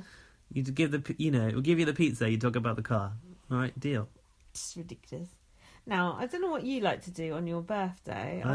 Personally I quite like to get evicted from my own home. Happy birthday into the arms of Nedda, Get who out. fucking hates you. Enjoy. So Cindy followed in the steps of Nikki Graham, who was also evicted on her birthday. Aww, No. another legend. Hold on, halfway Hold through the season. How are we halfway through the season? It feels like it's been on for about I 25 thought there must be years. only 2 weeks left. Are we going to have to go as far as we've gone already? Yes, do I have to see you every week for the next How till much- fucking Christmas? How much Prosecco do we have to drink?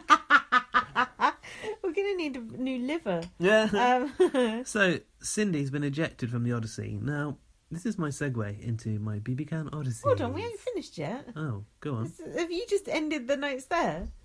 Pretty Oh, much. God. Oh, God, we can't have another bloop. This is the BB on Blast bloopers reel. Sorry, Nah. sniffing around. Oh, yeah, no, that is Hold premature, on, sorry. wait, yeah, so, hold on. After they showed the family, shut up, Arissa went, oh, that was the start of her making noises. Talking Alright, of Kat, making noises. You've already made a mess of this podcast once. Stop ruining things. I refuse. And then, we had the Hang on. Oh, the the blooper comedy reel. reel. Bloopers. We had You Fell Over, and we had Karen projectile vomiting. Oh my god. That was like when Brian projectile vomited all over the garden. That was gross. Did you enjoy seeing people falling over and breaking chairs? And Yeah. Demetrius Who had doesn't? his shirt off. Yeah. And he had his shirt off Yeah. elsewhere in the episode. Yeah, and he said, you're welcome. You're welcome, Canada. Bang. You're welcome. That cat's got his butt in my face. Stop mentioning the cat podcast. Have to airbrush him out. What was I going to say? Oh yeah, there was a clip of Bruno licking Kevin's armpit. Oh my God. And then, do you think this is why... Do you remember when Ica asked Dimitri if he brushed his teeth after licking that girl's armpit? Do you think it was like he licked Jackie's armpit or something? Ew. 'Cause she said that girl's armpit. Ew, gross. I honestly don't know. Then they did the speeches to save themselves, and Jackie said, every time I fall down, I pick myself back up. No, she doesn't actually. She wanted to self-evict earlier in the week. I heard that. And I've written, let's test that theory. I get knocked down. Yeah, then I get up again. She's the Chumbawamba of the Big Brother house. I don't know what Cindy said. Thumping, chicken-livered shit. What did Cindy say in her speech? Do you know? Cindy said... Really think about this is what I've got, and I've written good dress. She had a good dress she on. did look nice. Nice red dress. Well, she's got 'Cause something I'm going for her. cooler than the red dress. This is a Sugar Babes. Oh, good dearie me. So then We had the vote. everyone voted to evict Cindy except from Kevin. Kevy Webby. So what's that about? Hang on. What? Hadn't Kevy Webby gone in there with an agenda for Jordan Parker to get Cindy out? Oh, yeah. And he had his chance and he didn't. Jordan, he's chosen Cindy over you. Just accept it and carry on with the podcast like a man. Bruno called her my girl. And Bruno said that about Neda as well, whatever. Yeah, no. And then when William voted for Cindy, which was the decider, that audience were cheering. Why were they so happy that Cindy was gone? Was that the Neda crew they got in? I think they just want all the vets out, don't they? Why? And they we've got more of an affiliation to the vets. They're probably sexist. I know, but... and racist. Yeah, exactly. They're not our audience. And then... Cindy just walked out, didn't she? Stony-faced at first. Has Kevin put a target on himself by voting for Cindy? Well, who will know? Yeah, well, basically do you they'll think discuss he's it. going to blame it on someone No, because else? Arissa says by a vote of this to this. Yeah, but he could theoretically blame it on someone else. Yeah, he could, but You don't if really everyone talks, it's not really possible, right? With this few people. It depends if you're lying, I think. Anyway, we'll see. We'll see what happens. We shall see. But yeah, you're right. Cindy just walked straight out, didn't she? She just went, just like, that's it, no goodbyes. I like it. I'm off. I like it when people go out like that. But don't you? did you write what she said when she was going up the stairs? Yes. Go on then. I should have betrayed you, but I didn't do that to any of you guys. Was that it? And then she said, goodbye, house. Oh, yes, you blew a Goodbye, kiss to the house. Goodbye, stairs. She means Odyssey. True. And Arissa said, choice words. Yeah. Arissa said, ooh. Ooh. Ooh. No, it's like, ooh. And she kind of rubbed it in and said that history had repeated itself when Cindy left. Yeah, she's like, last time you evicted Jordan and you got evicted and now you've done the same. Are you going to showmance Neda in the jury house? And then in the leaving messages, Dimitri said, we voted you out because of the two goofs that you worked with. Karen said you only talked about yourself. Tell Neda I said hi. Karen was quite bitchy in that message. I really liked bitchy. Do you think it's... I still think it's weird that Cindy went. I don't know why. I just like... I think it makes sense because Jackie can't beat you. Anyone. But Cindy can beat, quite a lot of them. And she's got evicting Neda under her belt. Exactly. So, yeah. Even true. if it was Ika's work, she was responsible for it. So Women's I suppose work. they just consider Jackie's like small fry. Yeah. Even though Small she's a fry. witch, and they can deal with her later. Yeah, but watch out, because if she befriends you, you'll be out next. Because of Jackie. So then we saw the start of the next HOH. Basically, they give him a Fitbit, and they said... They weren't called a Fitbit, though. Well, whatever. It's Canadians... Cambit. Canada's version of a Fitbit. And they said, you need to get 15,000 steps to get an advantage in the HOH. And you said, how many steps do you do a day? 10. 10 steps a day? 10,000. 10,000. Yeah. So more than you walk in a day. In a whole day, they had to do, yeah. And in competition with one another. So they started to jump around like But really. how did Karen win that? I don't know. And as Dimitri's pointed out, she went for a... Did he say whiz? A whiz during the task. I think he might have done. I've not heard that in ages. Oh. So Karen got an advantage that... Oh yeah, what did she Was get? it? She only has to carry half of the the rocks over those steps or something. So it's 150 years of Canada. It's Canada's 150th birthday. What? That's what they said. Okay. Before the Queen became... Which Queen? Since they joined the Queen? Commonwealth. Are we talking like Our Queen. Ika or Arissa here? Our Queen's the Queen of Canada. Okay. I know Ika's like the Queen of Big Brother. Yeah. Our Queen's the Queen of Canada. Oh, because it's Commonwealth. Commonwealth. Did you But just do say... Or Arissa, did you say? Yeah. But do they actually care about the Queen, or do they just think it's a bunch of old bollocks? Do we, though? Well, yeah, true, good point. Yeah, I'm but not I'd sure. think I'd hate it even more if she didn't even live in my country. Yeah, like, it's like, what? who do you think you are? Get the It's fuck like we've got out a of French bit, we've got a British Yeah, Queen. What the fuck is going on here? here. We've got the brick breathing down our neck. We're fucked. We've got Mike Bell furnishing all of our homes. What is going on here? Good point. Remember that. Okay. So basically, what was it's 150 years of Canada. So they're trying to get people off their fat asses because they've been getting fat for 150 years and give them active things to do. So I think Eating it's some sort of Oreos. like, at odds with the other tasks that have been. Some sort of government initiative to get Canada moving is found its way into the house. So hence 15,000 steps because it's 150, right? 150 hundreds. Yeah. And then they have to carry 150 stones or rocks over these like steps, which Get you your said, rocks off. which you said looks like Harvest Festival. Yeah. I thought it was a farm task as well at But first. I saw a canoe in the background. Oh, Danny Whisk wouldn't But like that, would he? But we didn't get to find out about that part. And I'm not going to get spoilerized this week. I'm going to... Because the show is so boring. Because we knew about who won the button pushing one. It makes it so boring. But I do want to look on Twitter. Fuck. What do we do? Well, how did we know again? We've seen it on Twitter beforehand. We looked on Twitter, yeah. And then you found out Dimitri's won the veto Oh, as yeah. well. I know. And then it was kind of foregone conclusion that Cindy would go. So not a very exciting week for you Crap. this week. My cat is lying all over me. Wow. So that was it for the actual episodes. Yeah. And hang on. I was going to do my BB Can Odyssey. Yeah, no, I'm just saying that was it for the episodes. Now we're moving on to the Odyssey, the feedback, all the other stuff. Guess it's BB Can Odysseys. Finally made it to it, even though I introduced it earlier and it plummeted. I was going to talk about jury. Obviously, BB UK, we didn't have a jury. What is this jury that you speak of?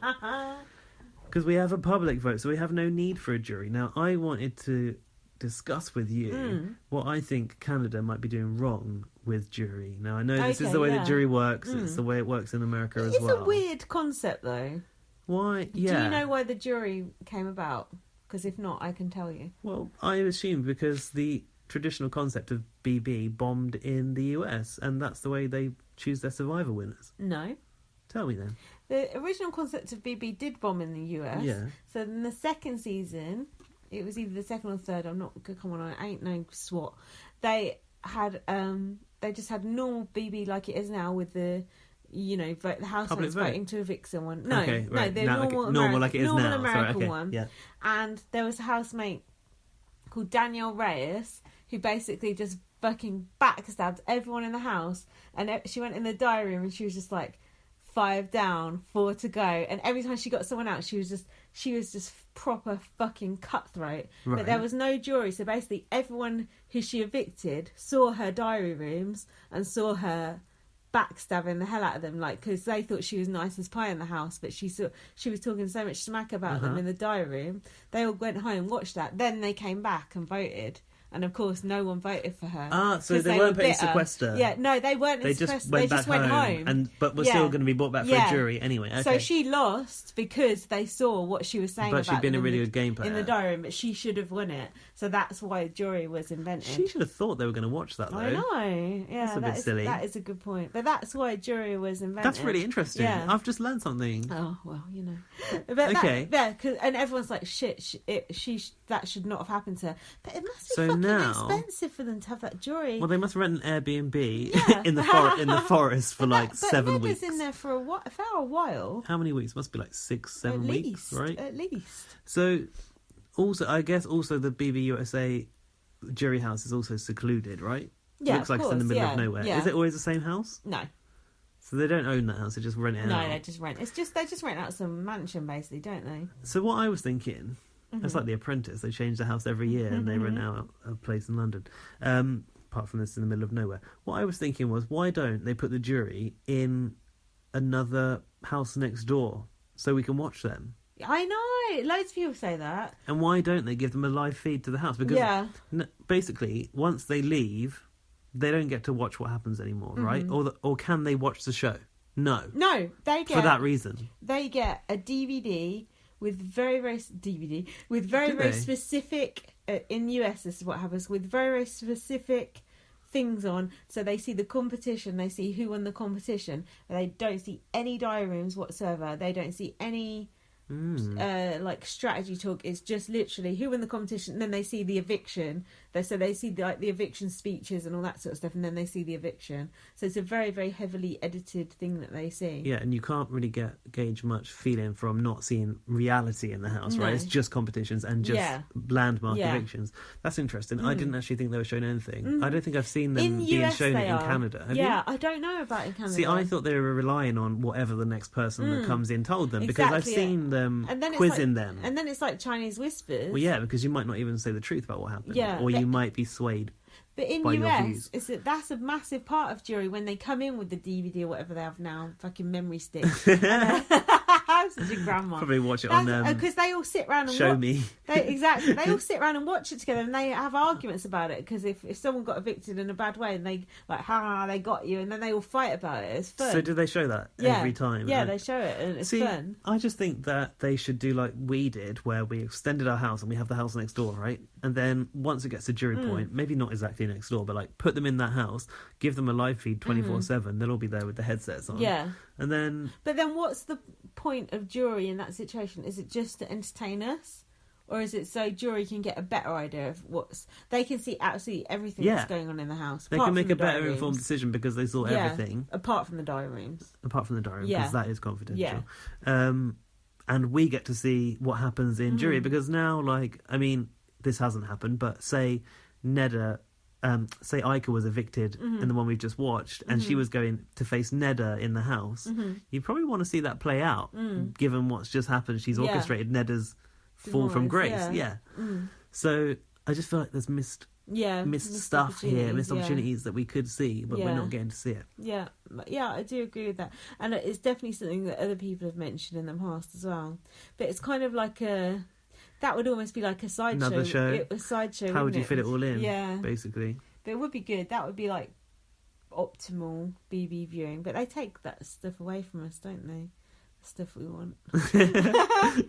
Like good housemates. Boo-hoo. What was I going to say? Yeah, but presumably when you go to jury, you're afforded a bit more freedom. Obviously, yeah, because I've seen Neda walking around with a glass of wine by a lake. You watch DVDs and shit, don't you? So, okay, you get like an iPad. Yeah. An iPod, not an iPad. You don't get the internet. Twitter. An iPod and DVDs and that. Yeah, you get all that stuff. It's a funny one, isn't it? Do you think that we would ever end up doing this? No, it doesn't work for us. I don't know why. We like to decide. That's part of it. You decide. Have you seen the rumoured people who are going to be in... Stop it. What? Celebrity Big Brother? Did you see it? Celebrity Big Brother? Yeah. No, tell me. Not Alex Rose Lee. Charlotte Crosby. And Bear. Returning as a couple. Are they a couple? Stephanie Davis. And Jeremy Connell. Are they back together? They can't be in the house together because he beat the crap out of her, so they couldn't. That's completely on it. No, hang on, aren't they? Aren't they back together? I thought I heard they're back together. I know he beat the crap out of her because she posted pictures of all her bruises all over her legs. Really? Yeah. And he was arrested. He was arrested for it and everything. Who beat up Rihanna? Oh, Chris Brown. Full Chris Brown. Yeah. Shit. So they couldn't. I don't see how they could go in the house his baby together. mama. Well, Boo-boo. and then it was other people like fucking Towie people and shit. I know, and Please. I was just like, you should look at my Twitter because I tweeted the article which said the people. Actually, yeah, no, I did see you tweet about Bear. I saw Bear mentioned. But yeah, Bear has no respect for that show. Why would they put him back in there? No, he doesn't respect the game. He doesn't. Doesn't respect the fixtures and fittings. He don't respect the fucking mirrors. Right, should we look at our feedback? Yeah, we're not getting into feedback? Like having a whole fucking long feedback section like it's fucking Sister Speak going on for an hour when they're like, keep this shit short. I agree with them. So I don't need to make a jingle for BB Unplugged Feedback Corner. If I listen to Sister Speak, I want to hear what the sisters say, not all you fucking people listening to it writing any. Anyway, on that note, here's our feedback. So we've had 3 emails this week. Wow. One is... I know, we normally only have one. One is from Darlene in Edmonton. Darlene. Darlene says... She's where? Edmonton? In Edmonton. I like Edmonton. Alberta. She says, not London. I've not been there, I don't know where it is. She says, in 1971, the Brick opened in Edmonton, Alberta, in a brick building. So that's where it gets its name. I remember Michael Bell as a spokesperson on all the TV ads from the mid-1970s. He may have been there longer, but I can't recall. So 40 years with the Brick. Man and boy. He was a local celebrity in the small furniture chain kind of way. That's not great. Yeah, we've all got them.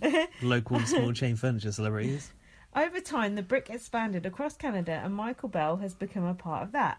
So when he comes on as the cheesy competition announcer on Big Brother, he does so as part of Canadian retail history. Uh-oh, and I might have slagged him off. No, I do like him, actually. I think you might have slagged him off more than me, actually. Who cares about him? Thank you, Darlene. Good. That was really helpful. Why hasn't he got his own show, then? A game show or something? He's just a furniture salesman. Yeah, but he could do Wheel of Fortune, no problem. He's good at it. He's that sort of a person, isn't he?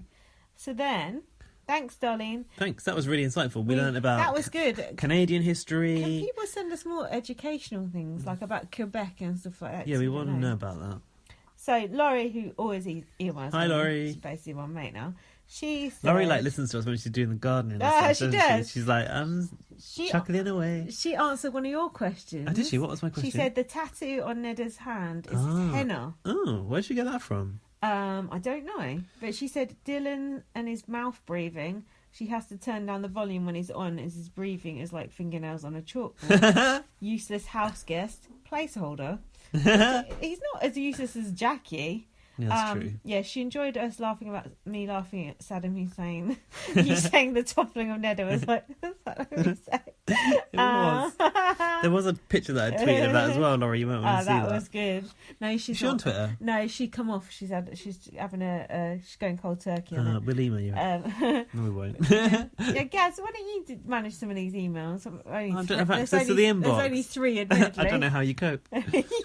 Who's next on the blower? Hold on. We're still on Laurie. I'm still Laurie, sorry. She's asked a question here. Yeah. I know you despise it when people call women a slag.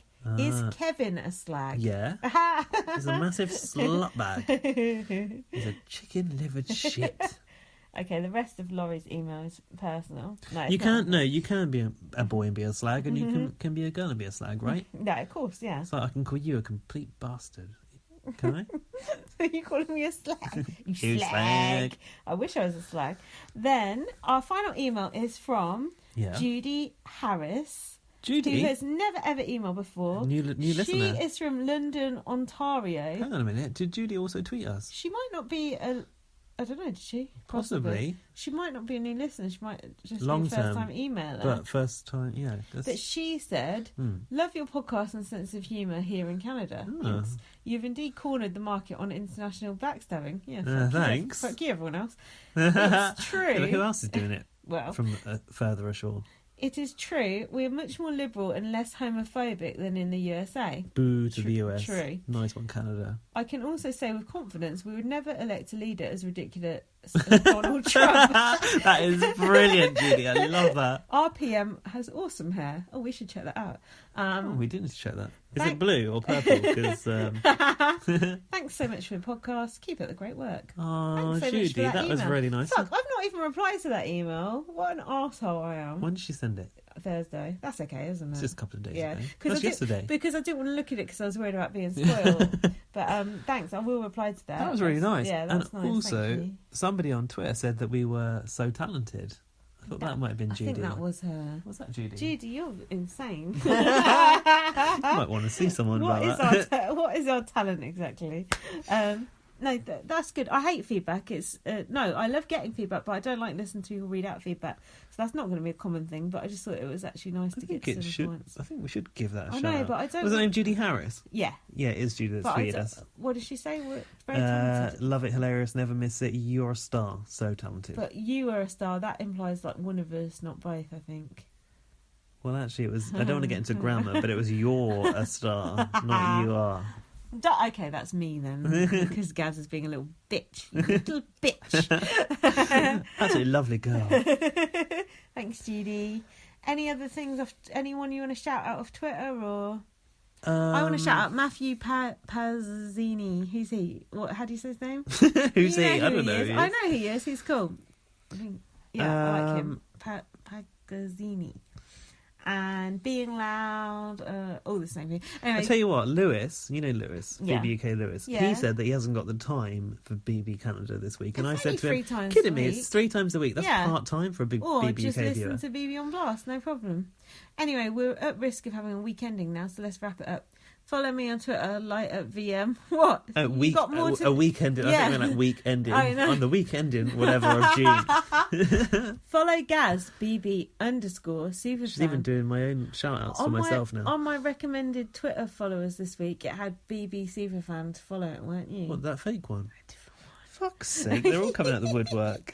Read my book, First Aid Kit Girl. I'm going to be recording my audiobook in a cardboard box soon, so that it doesn't go all like on this podcast. Bid for my old BB Can memoirs and my old notebook on eBay. Donate for a new iPad for us both and a MacBook. Hang on, I found this BB Superfan at BB... No, I'm not even going to read them out, but they've got an underscore in their name. What? What's their name?